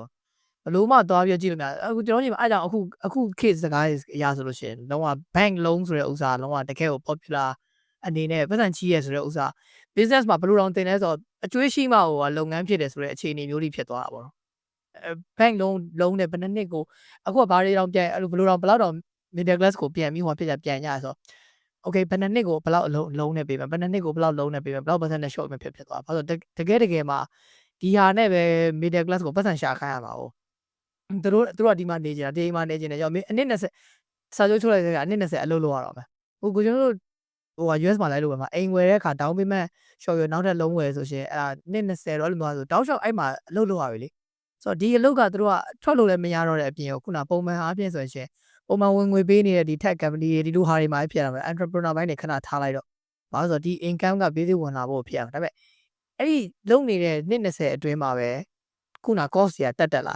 တက်လာပြီးတော့ wages ကကြတော့ဒီဟာမှာပဲရှိနေတဲ့အခါမှာပေးနေရတဲ့ပတ်စံနဲ့ပိုများရပြင်ရောသုံးဆွဲပိုများတဲ့ကြောင့်ခုနကိုချင်းပြောအသုံးလို့ရတယ်အသုံးအပိုအတွက်ဘာမှမသုံးနိုင်တော့မလုံနိုင်တော့ဘူးเนาะအလုံးနဲ့အိမ်နဲ့ဆိုတော့ဒါပေမဲ့အဲ့ဒီအချိန်မှာခုနတကယ်ဒီ upper class တွေကကြတော့လုံးဝအဝေးကြီးကိုရောက်သွားပြီကိုကဒီဘက်မှာလုံးဝကျုံပြီးလုံးနေဟိုမှာလည်းအဝေးရောက်သွားတဲ့အခါမှာကိုတူးပြောလို့ပေါ့စာအုပ်ထဲမှာတော့အလယ်ရောက်လဲကုန်းစရာမရှိအောင်ဆင်းရဲတာတော့မဟုတ်ဘူးပေါ့နော်စားနိုင်တောက်နိုင်ဒါပေမဲ့ကွာဟာချက်ကများသွားတာပေါ့ဆိုတော့ middle class shrinking ကိုပြောရတာလည်းဆိုလို့ရှိရင်ခုနဒီ gap ကအရန်ကြီးကိုဟသွားတဲ့အနေအဖြစ်သွားတဲ့ဟာအဲ့တော့အဲ့ဒီဟသွားတဲ့ wages တွေပေါ်မှာဘာလို့နည်းသွားတာလဲဘာလို့ဒီ expense တွေကတက်ပြီးတော့ဒီ wages တွေကနောက်ကနေပြီးတော့မလိုက်နိုင်တာလဲဆိုတဲ့မိကုံမျိုးတစ်ချက်ပြန်ပြီးတော့ကျွန်တော် discuss တော့ ဟိုကျွန်တော်ကိုဝနာကိုဖြည့်ပြီးကိုဝနာပြောတာကျွန်တော်ရန်စိတ်ဝင်စားတယ်နော်ပြောလိုက်မယ်နော်ဆိုတော့ခုနက globalization ကြောင့်ဟို inequality ခုနလိုပေါ့လေ middle class ပျောက်တယ်ဆိုတော့ဟိုကျွန်တော်ရဲ့ starting point ကဘာလဲဆိုလို့ရှိရင်ခုနလို income distribution ကမညီမျှဖြစ်လာတာဒါကျွန်တော် standard ပေါ့ကိုဝနာပြောတာကခုနလို globalization ကြောင့်ကျွန်တော် middle class တွေပိုပြီးများလာတယ်ဆိုတာမျိုးပြောရမယ်အာရှနိုင်ငံအထူးသဖြင့်အာရှနိုင်ငံတွေမှာဖြစ်တယ်လို့ပြောတာဆိုတော့ကျွန်တော်မြင်တာကြတော့လေခုနလို world production တွေဖြစ်လာတယ်ဆိုတော့ဥပမာထိုင်ဝမ်မှာဆိုလို့ရှိရင်ကျွန်တော်တို့ tech transfer ဖြစ်တယ်ဆိုတာထိုင်ဝမ်ကလူတွေကဘာမှမလုပ်တတ်ကြဘူးပြင်တော့ဆိုတော့အဲ့ထိုင်ဝမ်မှာကျွန်တော်တို့ company တွေစထောင်ကြတယ် incubation center တွေအကြီးကြီးရှိလာဆိုတော့ incubation center တွေကြောင့် company တွေရှိလာတယ် company တွေဆိုကြပါစို့ကျွန်တော်တို့ Samsung ကနေပြီးတော့ TV ထုတ်မယ်ဆိုလို့ရှိရင်ဖန်သားပြည်ကို Samsung မထုတ်တော့ထိုင်ဝမ်ကဟို small SME factory လေးတွေရှိတယ်သူတို့ရှိပြန်ပြီးတော့သူတို့ပြန်ဝယ်ကြဆိုတော့ ဘာဖြစ်လာဆို tech transfer ဖြစ် so နောက်တစ်ခုကအဲ့ဒါကြောင့်မလို့ကျွန်တော် green ဖြစ်တယ်လို့မြင်တယ်ပေါ့လေနောက်တစ်ခုကနောက် incubation center ကောင်းကောင်းရှိတယ်ထိုင်ဘက်မှာဆိုတော့ဒါကျွန်တော်ထိုင်ဝမ်ကြောင့်ပြပြတာပါအဲ့ဆိုအဲ့ဒါကြောင့် growing ဖြစ်တယ်ပေါ့ incubation center ကောင်းကောင်းရှိတယ်ဆိုတော့ incubation center ကနေကျွန်တော်တို့ finance ချင်းငွေပါညာလုံးရနိုင်တယ် finance ကလည်း multi တဲ့ capital လုံးရနိုင်တယ်ပေါ့လေတတိယတစ်ချက်ကကျွန်တော်တို့ tech transfer ကောင်းကောင်းရတယ်ဆိုတော့ incubation center ကနေပြတာဆိုတော့နိုင်ငံမှာ run နေတဲ့ system ကအဲ့လိုရှိတဲ့အတွက်ကြောင့်မလို့ globalization ကနေပြီးတော့ကျွန်တော်တို့အကျိုးမြတ်ရတယ်ခုနလိုဘာမှမလုပ်တတ်တဲ့တွင်ကုန်လုံးနေတဲ့စက်ရုံတွေကနေပြီးတော့ကျွန်တော်တို့ movie လုပ်နိုင်တဲ့စက်ရုံတွေဖြစ်လာပြီးတော့ iPhone တို့ movie လေးတွေထုတ်လာနိုင်တဲ့စက်ရုံတွေဖြစ်လာဆိုတော့ဒီလိုမျိုးပြကျွန်တော် economic growing ဖြစ်လာတာဆိုတော့ကိုကနာပြောတာကိုကျွန်တော်ထောက်ခံတာပါဆိုတော့ဒီလိုမျိုးအခြေအနေတွေကြောင့်ဖြစ်လာနိုင်ပါတယ်ဆိုတာမျိုးကျွန်တော်ပြပြတာပါ ဟိုဟာလူကြောက်ပြောရရှိရဲ့ဒီ globalization ဖြစ်တဲ့အခါမှာ US ကဒီဒေါ်လာတန်း300လားမသိရှုံးသွားရပေါ့နော်တဘောတရားအဲ့တန်း300တရုတ်ကိုရောက်သွားရပေါ့ဒါပေမဲ့တစ်ချိန်တည်းမှာလည်းအဲ့ US မှာကျတော့ဘယ်နှတန်းအလုပ်တွေလုံးလက်မဲ့ဖြစ်သွားလဲအောင်ပြောတယ်ဒါပေမဲ့တရုတ်မှာလည်းချိန်တည်းမှာကျတော့ဘယ်နှတန်းလည်းမပြောတော့အလုပ်တွေပြန်ရသွားရဆိုတော့အဓိကတော့ဟို globalization ကြောင့်ဒီအာရှနိုင်ငံတော်တော်များကျတော့ဒီစင်ရဲ poverty line ကနေအပေါ်တက်လာတွေ့ရရပေါ့ဒါပေမဲ့ကျွန်တော်စဉ်းစားမိရကျတော့ဒီ middle class ပျောက်တဲ့ကိစ္စကကျတော့ဟိုဒီနောက်ကရဖားလဲပေါ့နောက်ကရကျတော့တကယ်ဘာကြောင့်လဲပေါ့တော့ကျွန်တော်အနေနဲ့ကိစ္စတွေကပဲသက်ဆိုင်မှုရှိသွားလို့လား capitalism ကြောင့်ဘာမလို့ရှိရင်ဒီအရန်နေ liberal ဝါဒရဲ့အကြောင်းလားတော့ဘာတမို့ရှင်နေတယ်မဲ့နောက်ခွဲရလေထင်းချုံနေတဲ့လူတွေရှိမလားပေါ့ကျွန်တော်အနေဆုံးအနေနဲ့အခြေခံသဘောတရားပြန်ပြီးတော့ဟိုမြေပြင်မှာချမယ်ဆိုလို့ရှိရင်ဒီအရှင်းနဲ့အပေါ်ကလူရင်းနဲ့အောက်ကလူရင်းနဲ့ပူကွာဝါဘာလို့ခွာဝါလဲဆိုတော့အဓိကကျတော့သူတို့ကင်လိုက်ရဲ့စီကမတူလို့ပဲအပေါ်ကလူတွေကကျတော့အပေါ်က10ရာခိုင်နှုန်းကကျတော့ stocks တွေအိမ်တွေဒီမှာ company ကြီးကင်လာတယ်အောက်ကလူတွေကကျတော့အောက်ကထိုးတွေရတယ် lawyer တွေလည်းကင်တာ lawyer ကင်လာတယ်ဆိုတော့အောက်ကလူတွေကကျတော့သူကကြပါကားတွေကင်ထားတယ်ဒီမှာ credit card တွေကင်ထားတယ်ဆိုတော့ဒီကျွန်တော်တို့လွန်ခဲ့တဲ့နှစ်20မှာဘာဖြစ်ခဲ့လဲဆိုတော့နိုင်ငံတော်များမတရားဖြုံးခဲ့တယ်ဖြုံးတော့ဘာဖြစ်သွားလဲ inflation ဖြစ်တယ်အကုန်လုံးဈေးရတက်တယ်ဈေးတက်တဲ့အခါမှာအပေါ်ကကင်ထားတဲ့ company တွေအိမ်တွေကကြဘာမှဖြစ်ဈေးတက်တော့ပေါ်ကကောင်းတယ်သူတို့ပြန်လာကြောင်းလေးရသေးတယ်အောက်မှာကင်ထားတဲ့သိမှာသူတို့ရဲ့ကားချီးငွေတွေအိမ်ချီးငွေတွေကကြတော့သူတို့သွားပြီလေအဲ့ကောတော့ပြန်ပြီးစလာမှာဆိုတော့အမှန်ပို့ပြီးတော့ကွာဝါလာပေါ့နော်ဆိုတော့ကျွန်တော်စဉ်းစားမိတဲ့အခါမှာဒါနောက်ွယ်ရတွေလုံနေတဲ့ company ရှိလားဒါလူတွေရှိတော့ရှိဒီတိုင်းပဲဟိုသူတို့အနေနဲ့နိုင်ငံ EU လိုပါလို့ဆိုလို့ရှိရင်မတရားကြီးဖြုံးခဲ့လို့ပေါ့ဖြုံးလာအောင်မတရားဖြုံးလာ share ပို့တယ်ဒီမှာဟိုမှာဟူလိုက်ဒီမှာဝင်ကူလိုက်ဟိုဟိုဒီမှာအရင်ပိုင်းဟိုက်ဖြုံးလိုက်ပြီးမှသူတို့ inflation ကိုတခြားမထိပဲနဲ့ဒါဟိုသူတို့ခန်းစားတင်ပြီးတော့ခန်းစားနေရတဲ့ဒီစိုးကျိုးတွေလားပေါ့နော် consequence တွေသူတို့ကိုယ်တိုင်လုပ်ခဲ့လို့သူတို့ဒီ middle class ကသူတို့ဖြုံးတာသူတို့ရဲ့အမားတွေပဲလားတော့မှရှင်ကျန်တဲ့လူတွေကပဲနောက်ပဲစွာပေးနေတဲ့လူရှိမလားကျွန်တော်အဲ့အကြောင်းနဲ့စိတ်ဝင်စားနေတယ်အားလုံးကျွန်တော်ခဏလောက်ပြောကြရလေးတစ်ခုရှိပါတယ်တော်တော်များများမသိလောက်ကြသေးတာကကျွန်တော်တို့ဘေးညမှာလေမြန်မာလူငယ်တွေဖွံ့ဖြိုးတိုးတက်ဖို့အတွက်အခုကျမနေရ workshop တွေဖွင့်ထားတဲ့နေရာတွေကဘေးညမှာ foundation ဆိုတဲ့ American အခြေစိုက်လူထုအကျိုးပြု non profit အောက်ကလေကျွန်တော်တို့ပြုလုပ်နေရဆိုတာပါပဲအခုအားလုံးသိကြတဲ့အတိုင်းပဲမြန်မာနိုင်ငံမှာရန်ကုန်ဆိုးရွားပြင်းထန်လာတဲ့ငလင်ပေးအန်ရည်တစ်ခုကြောက်ရောက်နေပါတယ်ဒါကြောင့်ဒီငလင်ပေးအန်ရည်ကိုခန်းစားနေရတဲ့ပြည်သူပြည်သားတွေကိုတောက်တနေရပါဝင်ကူညီပေးနိုင်ဖို့အတွက်ကျွန်တော်တို့ပေးညမှာလည်းရန်မုံငွေတစ်ခုတည်ထောင်ဖို့ဆုံးဖြတ်လိုက်ပါတယ်ဒီရန်မုံငွေကိုမြန်မာ Earthquake Relief Fund လို့နာမည်ပေးထားပြီးတော့ရန်မုံငွေရဲ့90%ကိုအစားအသောက်ရိက္ခာစီးပွားတွေထောက်ပံ့ပေးနိုင်ဖို့အတွက်ကျွန်တော်တို့သုံးစွဲသွားမှာဖြစ်ပါတယ်ကျန်တဲ့90%ကိုရေးပေါ်အသက်ကယ်ဆယ်ရေးတင်တန်းတွေစိတ်ပိုင်းဆိုင်ရာပြည်လည်ထူထောင်ရေး workshop တွေနဲ့မန္တလေးစကိုင်းလိုနေရာတွေမှာလျှက်စစ်မီ Wi-Fi အခမဲ့သုံးစွဲလို့ရမယ့်နေရာတွေဖွင့်နိုင်ဖို့အတွက်ကျွန်တော်တို့သုံးစွဲသွားမှာဖြစ်ပါတယ်။သင်ယခုကြည့်နေတဲ့ podcast လိုမျိုးကျွန်တော်တို့ဘင်းညမှာထုတ်လုပ်ခဲ့တဲ့ podcast တွေဗီဒီယိုတွေက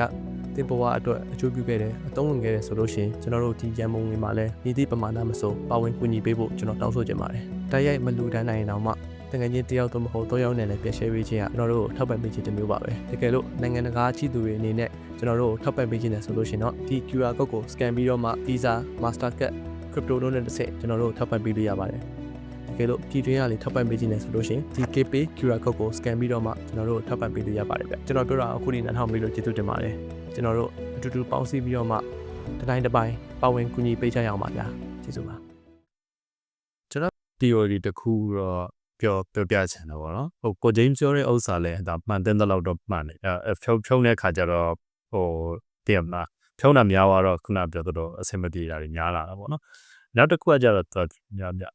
ဒီ have နဲ့ have nots နဲ့ပေါ့နော်ရှိတဲ့လူနဲ့မရှိတဲ့လူနဲ့ကြားတယ်ဘာကွာလဲဆိုတော့ Elon Musk တဲ့အခုဆိုကြပါတော့သူ Tesla ဈေးကြီးကြောက်သွားရင်သူဘာလုပ်လဲဆိုတော့သူကဒီဟို finance ဖက်ချမှာပေါ့နော် economics နဲ့မဆိုင်သူဘာလုပ်လဲဆိုတော့ loss harvesting လို့ခေါ်တယ်အဲ့ဒီအရှုံးတကယ်ခံလိုက်တာတကယ်ခံပြီးတော့ဘာလုပ်လဲဆိုတော့ okay သူကဈေးကွက်ပေါက်ဈေးကတလောက်နဲသူညီကိုဖြစ်မယ်ဗျာသူသားကိုဖြစ်သူ share တွေကိုအရှုံးနဲ့ရောင်းလိုက်သူစီမှာအရှုံးဖြစ်သွားတယ်သူကအရှုံးဖြစ်သွားဒီ tax ရမှာတော့ဘာလုပ်လဲဆိုတော့ဒီအရှုံးကိုပြပြီးတော့ဟိုဘက်က SpaceX ကမြတ်တာတော့ပြန်မလားတခြားမြတ်တဲ့ဥစ္စာတွေကိုသူကထေလိုက်တော့ဒီနေ့မှာ tax တပြောင်းပေးစရာမလိုသူ position ကလည်းဘာမှမပြောင်းနေဘာလို့သူကနေသူသားကိုပြောင်းတာဒါမှမဟုတ်သူကင်ထားတဲ့ company နောက်တစ်ခု investment holding company တစ်ခုကိုသူပြောင်းလိုက်ဟို company ဆက်ကင်ထားပြီးတော့ဟို company တကယ်လို့ဒီ Tesla တွေကဈေးပြန်တက်လာတယ်ဆိုလို့ရှိရင်သူအဲ့လိုလုံးကဲနောက်တစ်ခုဟိုလူရမကျေနပ်လို့ Tesla တွေမီးရှို့ပလိုက်မီးရှို့တော့ဘာဖြစ်လဲ insurance company ရောရတာပေါ့ရောတော့ပါလဲ life for life ပြန်ပေးရတယ် Tesla တစည်းမီးရှို့ခံရတယ်ဆိုအားမင်းက Tesla တစည်းပြန်ဟိုဟာဖြစ်မယ်အမေရိကမှာဆို post ဆိုတယ်ဟိုကျွန်တော်ပတ်စံတော့တောင်းလို့မရတချို့တိုင်းပြည်တွေမှာကျတော့ write off ဖြစ်သွားရင်ငါပတ်စံပေးခွာဆိုတောင်းလို့ရတဲ့တိုင်းပြည်တွေရှိ Australia တော့တောင်းလို့ရအမေရိကမှာဆိုရင်မရဘူးပေါ့တချို့ Australia မှာလည်းတချို့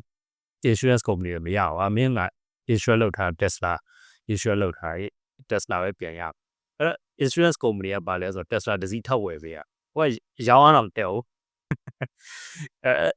တော့ပြောချင်တာဒီ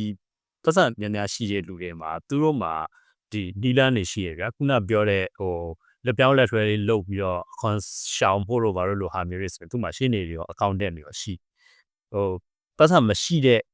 ကောင်တွေပေါ့နော်ပတ်စံမရှိတဲ့ကောင်တွေဆိုတာခုနပြောတဲ့ layer middle class တဲ့ပါ power အောက်ကကောင်တွေလည်းတိတ်မရှိဘူးလေမရှိဘူးဟုတ်တယ်သူတို့ကျတော့ခုနပြောတဲ့ဒီ credit card တွေကားတွေဟို depreciate ဖြစ်မဲ့ပစ္စည်းတွေပဲကင်ထားတဲ့ပြင်ဟိုသူတို့ရှိတဲ့ပတ်ဆောင်တိုးပွားလာအောင်လုပ်ပေးမယ်အဲ့ဒီ accountant တွေ lawyer တွေကိုသူတို့မငားနိုင်ကြဘူးမငားနိုင်တော့ဘာဖြစ်လဲဆိုတော့သူတဖြည်းဖြည်းနဲ့နေလာတဲ့ခါကျတော့နောက်တစ်ခုကဘာဖြစ်လဲဆိုတော့ဒီလိုမညီမမျှကြီးပွားလာတဲ့ခါကျတော့ဒီ left ပေါ့နော်လက်ဝဲဖက်ဖြစ်တဲ့ party တွေအာဏာရတော့ဘာဖြစ်လဲ test ကို progressive ဖြစ်ရမယ်ဆိုပြီးတော့ဝင်ငွေများတဲ့လူကိုပတ်စံများကောက်အဲ့တော့ခုနပြောတဲ့ဒီ Elon Musk ကခိုင်းထားတဲ့ဒီ lawyer တွေ accountant တွေကဒါ middle class ဆဲမှာဆိုတော့ဝင်ငွေများတယ်အဲ့ကောင်တွေကဘာဖြစ်လဲဆိုတော့အခွန်ပိုကောက်ခံ Elon Musk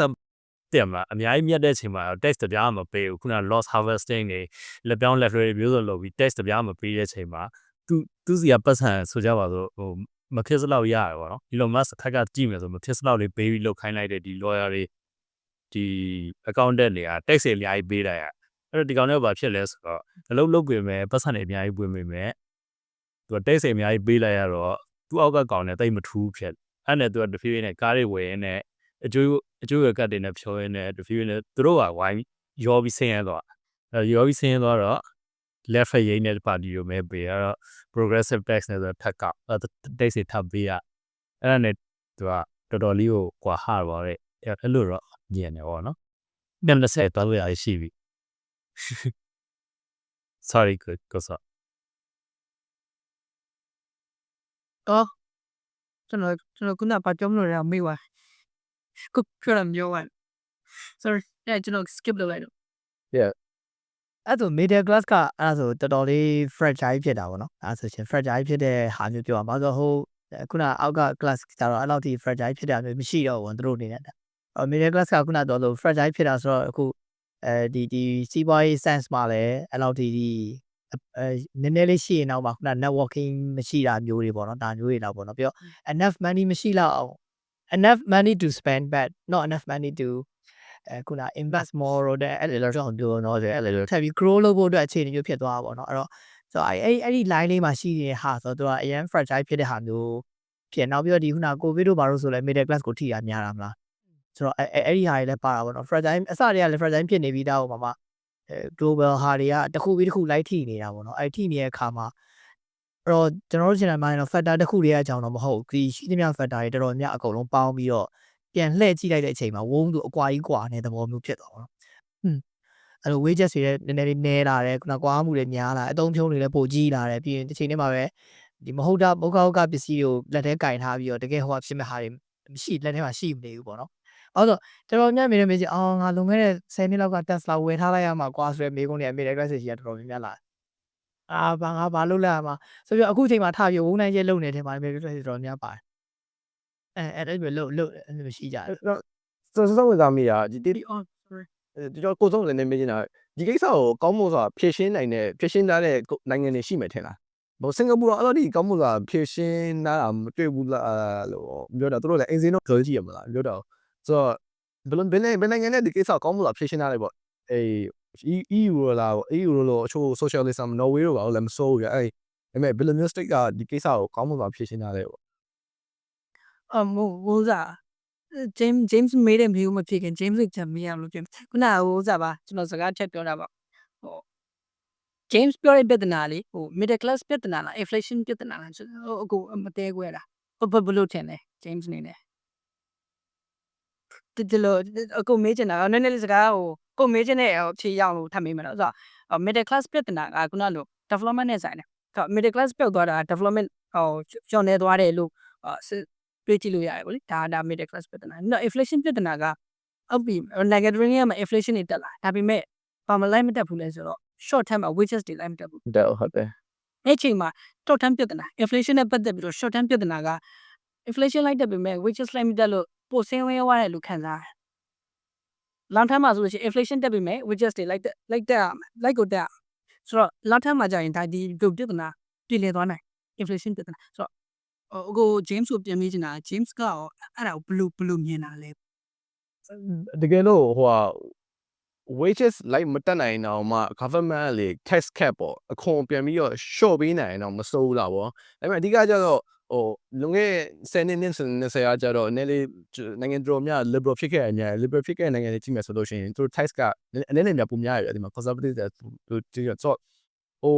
အလေ middle class ကဘယ်လိုဖြစ်နေလဲဆိုတော့သူတို့က wage ကလည်းအဲ့လောက်မတက်ဘူးပေါ့တက်စာရွက်ပေါ်မှာဆိုရင်တော့တက်လေရပေါ့နော်ဒါပေမဲ့အဓိကကျတော့သူတို့ကဟိုကုန်စည်နှုန်းတွေကလည်း shit တက်နေတော့တကယ်တော့ real wage ကကျအဲ့လောက်ကြီးမတက်ဘူးပေါ့ငွေပိုကလည်းအဲ့လောက်မရှိတဲ့ခါမှာအစိုးရက10ရာခိုင်နှုန်း ခွန်ပိုကောက်လိုက်တာ ခွန်ပိုကောက်လိုက်တော့ဟိုသူတို့မှာ development မပြောနဲ့ဟိုဒီသူတို့မိသားစုကိုတင်မှာနည်းနည်းဟိုခီးထောက်ဖို့တော့ခံစားနေရတဲ့ဟာလားဟို development ကျတော့သူတို့လုံးဝစိတ်ထဲအောင်မထည့်နိုင်ဘူးလို့ခံစားရတယ်ပေါ့အဲ့ဒါကျတော့ဆိုတော့ဒါအဲ့ဒါနဲ့သက်ဆိုင်မှုရှိသွားမလားပေါ့ inflation ကြောင့်အဲ့လိုမျိုးပြောတဲ့အခါမှာဆိုတော့အဓိက inflation ကိုချနိုင်မယ်ဆိုလို့ရှိရင်တော့မစိုးဘူးပေါ့တကယ်လို့ကျွန်တော်တို့အနေနဲ့ကသသိန်းရမယ်ပေါ့တသိန်းရတဲ့အခါမှာဒီအိမ်ဘိုးကျုပ်ဘိုးဘာအကုန်လုံးအဲ့ဒါကျတော့2300လောက်ပေးရမယ်ဆိုလို့ရှိရင်အဓိကအများကြီးပိုတယ်ဗျာတင်မှာဒါပေမဲ့သူတို့ကဒီ government တော်တော်များကြတော့သူတို့က inflation နဲ့မထိန်းနိုင်ဘူးဗျာပြီးလို့ရှိရင်သူတို့ကအခွန်နေရာလည်းပိုကောက်တယ်ပြီးလို့ရှိရင်နိုင်ငံထဲမှာလောက်ရတာဒီအိမ်ဆောက်ဖို့တို့ဒါမှမဟုတ်လို့ရှိရင်အိမ်ဝယ်ဖို့တို့ညာဖို့တို့အရန်ပိုခတ်လာတယ်တင်မှာ regulation တွေများလာတော့သုံးမွေးဆိုင်ဇလန်းရှင်လိုက်တဲ့အခါမှာဒီကဲ middle class ကကြောင့်လုံးဝအညစ်ခံနေရလားပေါ့အောက်က lower class ကကြရရတယ်ဒီမှာ lower class ကတို့တည်ပြီးတော့ဆင်းရဲပြီးသားပြီးရင်အစိုးရအနေနဲ့ဝင်ကဲမယ်ဆိုတော့တည်ပြီးသားဒီမှာအစိုးရအနေနဲ့တည်မှာတော့ဆင်းရဲပြီးသားပြီးရှင်ဆက်ဒီမှာပြီးမယ်ပေါ့ဒီ clip ပိုင်း program တွေပြီးမယ်တော့တည်ပြီးသားအစစ်မစံအပေါ် top class ကတော့ AC ဖြစ်ပြီးတော့ချမ်းသာပြီးသားတို့ကလည်းဒီအစိုးရတခုခုပြင်တော့အစိုးရဝင်ကဲမယ်တော့တည်ပြီးသားဗျအပေါ်နဲ့အောက်ကကြတော့အလဲကျတော့ကဲမဲ့လို့မရှိဘူးဖြစ်နေတယ်အဲ့လိုမျိုးခံစားနေရတယ်ပေါ့ဆိုတော့အဲ့လိုမျိုးလေးပေါ့ကျွန်တော်ထင်တာတော့ inflation နဲ့ဆိုင်ရတော့ကျွန်တော်လုံးဝထင်တယ် inflation ပုံမြင့်လေ middle class ပုံပြီး squeeze ခံရတယ်လို့ကျွန်တော်ထင်တယ် ကို James how do you define middle class then middle class ကအိမ်မေကောင်းတယ် not in a paper ပေါ့နော်ဘာလို့လဲ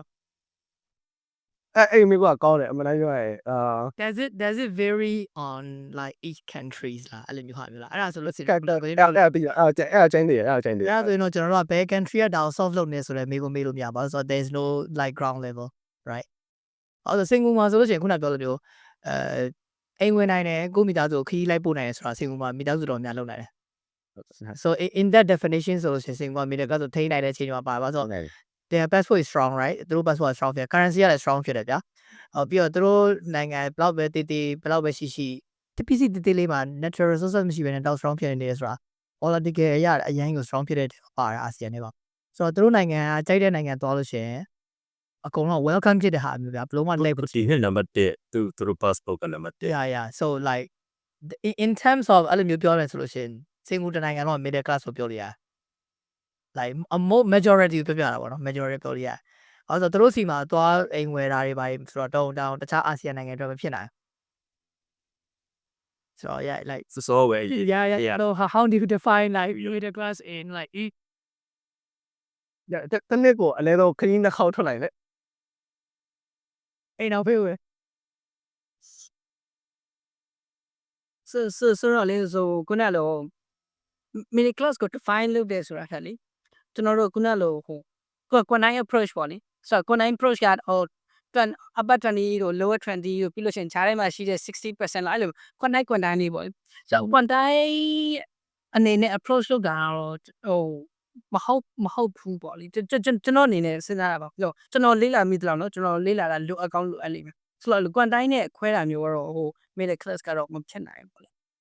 ဆိုတော့နောက် James ပြောတဲ့မိကွန်ဘယ်နိုင်ငံကအဲ့ဒါကိုဖြည့်ရှင်းပြီးသားဖြစ်မလဲဆိုလို့ရှိရင်ခုနက tourism နဲ့ပတ်သက်ပြီးတော့ဟိုသတင်းတစ်ပုဒ်ဖတ်မိတယ်ဒါပါလဲဆိုတော့ဒီဘက်ဟိုအထူးဖြင့် tourism နိုင်ငံတွေပေါ့လေ tourism ကို ban ပြပြီးတော့ဟို national income များတဲ့နိုင်ငံတွေပေါ့ဆိုတော့အဲ့ဒီတွေမှာဘယ်သူတွေကပိုများလာလဲဆိုလို့ရှိရင် India tourist တွေပိုများလာတော့ India tourist တွေပိုများလာတယ်ဆိုတဲ့သဘောကအရင်တုန်းကခုနလိုပေါ့လေIndia tourist တွေကတခြားစီးရဲတဲ့နိုင်ငံ Cambodia လို့သွားမယ်လား Thai နိုင်ငံလို့သွားမယ်အစား India tourist တွေဘယ်နိုင်ငံကိုပို့ပြီးတော့ထွက်လာနိုင်လဲဆိုတော့ Singapore လိုနိုင်ငံမျိုးတွေ Taiwan လိုနိုင်ငံမျိုးတွေကိုတွန်းပို့ထွက်လာနိုင်တယ်ဆိုတော့ပြောချင်တာကဟိုကျွန်တော် teacher research မလုပ်ရသေးဘူးဒါပေမဲ့ middle class ခုနလိုပို့ပြီးတော့wealthy ကိုဖြစ်လာတဲ့ဟာမျိုးထင်သာမြင်သာခုနလို indicator တစ်ခုအနေနဲ့ပြပါဆိုလို့ရှိရင် India မှာပြလို့ရမလား tourist တွေကခုနလိုဈေးကြီးတဲ့နိုင်ငံတွေကိုပို့ပြီးတိုးထွက်လာနိုင်တယ်ဆိုတာမျိုး indicator တစ်ခုအနေနဲ့ပြလို့ရမယ်ဆိုတော့ India က soft လုပ်နေတယ်လို့ကျွန်တော်တို့ပြောလို့ရတယ်ပေါ့နော်အခုလိုပြောလို့ရတယ်လို့ရှင်းတယ် ဒီမှာတရုတ်တို့ဟို UAE တို့ပြောတယ်မယ် UAE တို့လည်းဒါကြောင့်ဒီတာရုပ်လိုက်ကြည့်ရမယ်ထင်တယ်ဒါပေမဲ့ကျွန်တော် UAE တို့တရုတ်တို့လည်းစိတ်ဝင်စား Norway လည်းမဆို Norway ကကြောက်သူတို့ကကြောက်ဟိုဟာဒီရှင်းနိုင်နေ share ထွက်တော့သူတို့က sovereign ပေါက်ဆောင်ရှိတယ်ဒါပေမဲ့ EU ကတော်တော်များများတော့အဲ့လောက်ရှိတော့မဟုတ်တော့ဘာလို့ဆိုတော့အဓိကဒီ welfare state ပေါ့အစိုးရလေးမှာနိုင်ငံသားတော်တော်များပြန်ပြီးတော့ထောက်ခံရတဲ့ state ဖြစ်သွားပြီဆိုလို့ရှိရင်ဘာဖြစ်သွားလဲရှိတယ်ဆိုတော့အဲ့နိုင်ငံသားတွေကသူတို့ company တွေတိတ်မစကျင်တော့ပြီးလို့ရှိရင်အဲ့လိုမျိုးစီးပွားရေးတိတ်မထောင်ကျင်တော့ဖြစ်သွားလိမ့်ရှိရပေါ့အခါကျလို့ရှိရင်ဒီနောက်ဟိုရေရှည်ကြလို့ရှိရင်နိုင်ငံရဲ့ဖွံ့ဖြိုးနှုန်းပေါ့နော် growth နှုန်းပေါ့ဒီ protected ဖြစ်နေသွားကြတော်တော်လေးနှေးသွားရပေါ့ဆိုတော့အဲ့တခုကကြောက်လဲနေကြောက်ဖို့ကောင်းတာပေါ့တကယ်လို့ဟိုဒီ lower class တွေကိုအရန်ပေးရ program တွေပါပေးလိုက်မယ်ဆိုလို့ရှိရင်အဓိကကြောက်အကုန်လုံးကအိမ်မှာပဲအေးစေးချေးပြီးတော့နေရပြီးတော့ပြသွားလေးရှိတော့ဒါကြောင့်မျှချေတခုပဲဟဲ့ဟုတ်တယ်when not တဲ့စိတ်ဝင်စားဖို့တော့ကောင်းတယ်နော်ဘာဖြစ်လို့လဲဆိုတော့အစိုးရကနေပြီးတော့ဒီ safety net ပေါ့နော်မင်းတကယ်လို့မွဲသွားလို့ရှိရင်မျိုးငါကြွေးထားမယ်ဆိုတော့ safety net ရှိတဲ့နေရာအမှန်ဆိုရင် risk ပိုယူတဲ့ဒီပိုများလာတဲ့ဟုတ်တယ်ပဲဒါပဲချပဲကွာဆိုဒါပေမဲ့ကြောင်းငင်ဖြစ်တယ်ဆိုတော့ဒါတော်တော်အော်ဖို့ကောင်းတယ်ပေါ့နော် yes economics တခုတည်းတော့မဟုတ် culture နဲ့လည်းဆိုင်မယ်ထင်တယ်ဟုတ်တယ် ကျွန်တော်ခေါင်းထဲကတခုထွက်လာပြီကျွန်တော်တို့ဟိုခုနလိုပါ middle class အကြောင်းပြောလာတယ် inequality အကြောင်းပြောလာတယ်အဲ့ဒါအရာကျွန်တော်တွေးမိလောက်တော့ကဘာကြီးမှာတကယ်လက်ရှိဒီကနေ့ဖြည့်ရှင်းအမေပြဿနာတလား inequality ပြဿနာဆိုတာတော်တော်များများကလည်းဖြည့်ရှင်းမှုစူးစမ်းနေကြတယ်အောင်မြင်တဲ့နိုင်ငံရဲ့လို့တော့အခုလေးလာမိသလောက်ပေါ့လေဆိုတော့လူကောင်းလူအပ်မယ်ဒါပေမဲ့မတွေ့မိသေးဘူးဆိုတော့ဟိုပြောချင်တာကဟို SDG goal 10လားမသိဘူးเนาะတစ်ချက်လောက်ဟိုစား fact check လေးလုပ်ပေးပါဦး SDG goal 10ကတကယ် inequality ကိုပပျောက်အောင်ဆိုတော့သူတို့ဟိုစား UN က goal ရှိတယ်ဆိုတော့ပြောချင်တာကတကယ်ဟိုလက်ရှိမှာဖြည့်ရှင်းရမယ့်ပြဿနာလက်ရှိမှာရင်ဆိုင်နေရတဲ့ပြဿနာဆိုတော့အောင်မြင်တဲ့နိုင်ငံတွေရှိလားမရှိလားဆိုတော့အခုလိုလေးဆက်ပြီးတော့လေးလာမယ်ပြဿနာဆိုတာမျိုးကိုဒါပေမဲ့ကိုဆိုပြဿနာအဓိကအဲ့ဒီပြဿနာကြီးကလွန်ခဲ့ရဲ့ကျွန်တော်တို့ဒီပြဿနာ iron site လေးနှစ်30လောက်ရှိပြီဒါပေမဲ့တခြားမလုံနိုင်သေးဘူးဆိုထင်မိရယ်ဘာလို့ဆိုတော့လူတွေက inequality ပေါ့မမျှတဘူးလို့ထင်တဲ့အခါမှာနိုင်ငံတော်တော်များသို့မဟုတ်အဖွဲ့အစည်းတော်တော်များဘာလို့လဲဆိုတော့မမျှတလို့ရှိရင်မျှတအောင်လို့ဟိုရိုက်သွင်းလေးရှိရယ်ပေါ့ကျွန်တော် Snow White နဲ့လည်းချိန်သွားလိုက်သူကအဓိကဟိုဒီ Snow White ချိန်မှာဆိုလို့ရှိရင်လူမိုင်းနဲ့လူချိုမမျှတဘူးပေါ့မျှတဆိုတော့ထိုင်နေမဲ့ကောက်ထည့်လိုက်တယ်အဲ့လို talk about that is နည်းညိုသွားတာပေါ့ yeah ပြီးလို့ရှိရင်လည်းဟိုစင်းရဲနဲ့ချမ်းသာနဲ့မျှတအောင်ဆိုလို့ရှိရင်လည်းဒီစင်းရဲလူတွေပတ်စံတွေကောက်ပေးပလိုက်တယ်ပေါ့ဒီမှာအခါကျတော့တကယ်တခြားစဉ်းစားမှုမရှိရဲနဲ့လောက်ခဲ့လို့လားပေါ့နော်ဘာလို့ဆိုတော့ကျွန်တော်တို့ဒီ inequality ကကျတော့အခုနေ iron site ကြမှာလုံး iron site လာကြ40လောက်ရှိပြီလို့ခံစားမယ်ဘာမှမထူးခြားလာဘူးလို့ကျွန်တော်လည်းခံစားမိရတယ်ပေါ့ဆိုတော့ တော့နီးနဲ့ပြောင်းဖို့လိုအပ်နေတာပေါ့အဲကြောင့်မလို့ မထူးခြားတဲ့ပြန် middle class စီပါပျောက် ကြောက်อ่ะဆိုတော့ လက်ရတကယ် dilemma တိလား dilemma ဆိုတာလေအကိုတို့ဥစား Carmax manifesto ဖတ်လိုက်လို့ရှိရင်အဲ့ဒါယူ तू อ่ะ against လုပ်ခဲ့ရတာ ဟုတ်တယ် တိလားဆိုတော့အခုတည်းကဖြစ်ရှင်းလားဆိုတော့ခုနလို communist နိုင်ငံတို့ဖြစ်ရှင်းနည်းနဲ့ဖြစ်ရှင်းမှာဥစားဆိုကြပို့ကမ်ဘောဒီးယားပို့လို့ဖြစ်ရှင်းမဲ့ဆိုလဲဒါမဟုတ်သေးပဲမတရား violence ဖြစ်လောအကြီးတင်မှာတကယ် war crime ကြီးဆိုတော့အဲ့ဒါဖြစ်ရှင်းနည်းမဟုတ်ဘူးနော်ဆိုတော့လက်ရှိအဖြစ်ရပြီလားဆိုတော့အခုအနေနဲ့ပေါ့ဆက်ပြီးလင်းလာမှုလို့မှထင်တယ် ကို James မေးတော့ကျွန်တော်AI မေးလိုက်တာ तू ကဒီ ideology ရောဘာရောဟာခဏဖယ်ထားအောင်နော်ဖယ်ထားရ तू ပြောလိုက်ကျွန်တော်တို့ဒီမှာ Venus project ဆိုရှိတယ်ကျွန်တော်လိုက်ရှာကြည့်ရပါမှမသိဘူးအဲ့တော့ तू က resource based system ပေါ့ကျွန်တော်အရင်တော့လို့ပေါ့ဒီခုနဒီပတ်စံကို primary driver မထားတော့ဘူးပေါ့မထားတော့ဘယ်နဲ့ resource ကိုအရင်တော့ base ထားလိုက်တဲ့သဘောပေါ့အစားတော့လိုတာဒီ necessity ပေါ့အဲ့ဒါတွေအကုန်လုံး government ပေးတဲ့သဘောပေါ့ဆိုတော့ဒီပုံမှာပါကိုဒီယူပြီးတော့လုပ်လိုက်တယ်ဆိုတော့ကျွန်တော်တို့ဒီ smart contract တွေသုံးလို့မျိုးပဲပေါ့ကို contribute လုပ်တဲ့လောက်ပို့ပြီးတော့ဒီ credit point ပြန်ရတဲ့ပုံပေါ့အဲ့ရတဲ့ပုံမှာပြန်ပြီးတော့ဒီဟာvoting ပြန်လုပ်လို့ရမယ်တွားလို့ရမယ်ဒီ system ယူလို့ရမယ်ပေါ့အဲ့ဒါဟိုဟာလေစိတ်ဝင်စားဖို့ကောင်းတဲ့ဥစ္စာတွေကလေအဲ့ခုနဒီဟာကိုပါတွေ့လဲဆိုလို့ရှိရင်ကျွန်တော်တို့အခုဒီဟိုဟာလေ roblox ဆော့ကြတာကိုကလေးတွေလေ roblox ဆော့ကြအခုခေတ်လူငယ်လေးတို့ဆော့ကြတယ်သူတို့အဲ့မှာ robot မှာသူတို့မျိုးတွေစောက်ကြတယ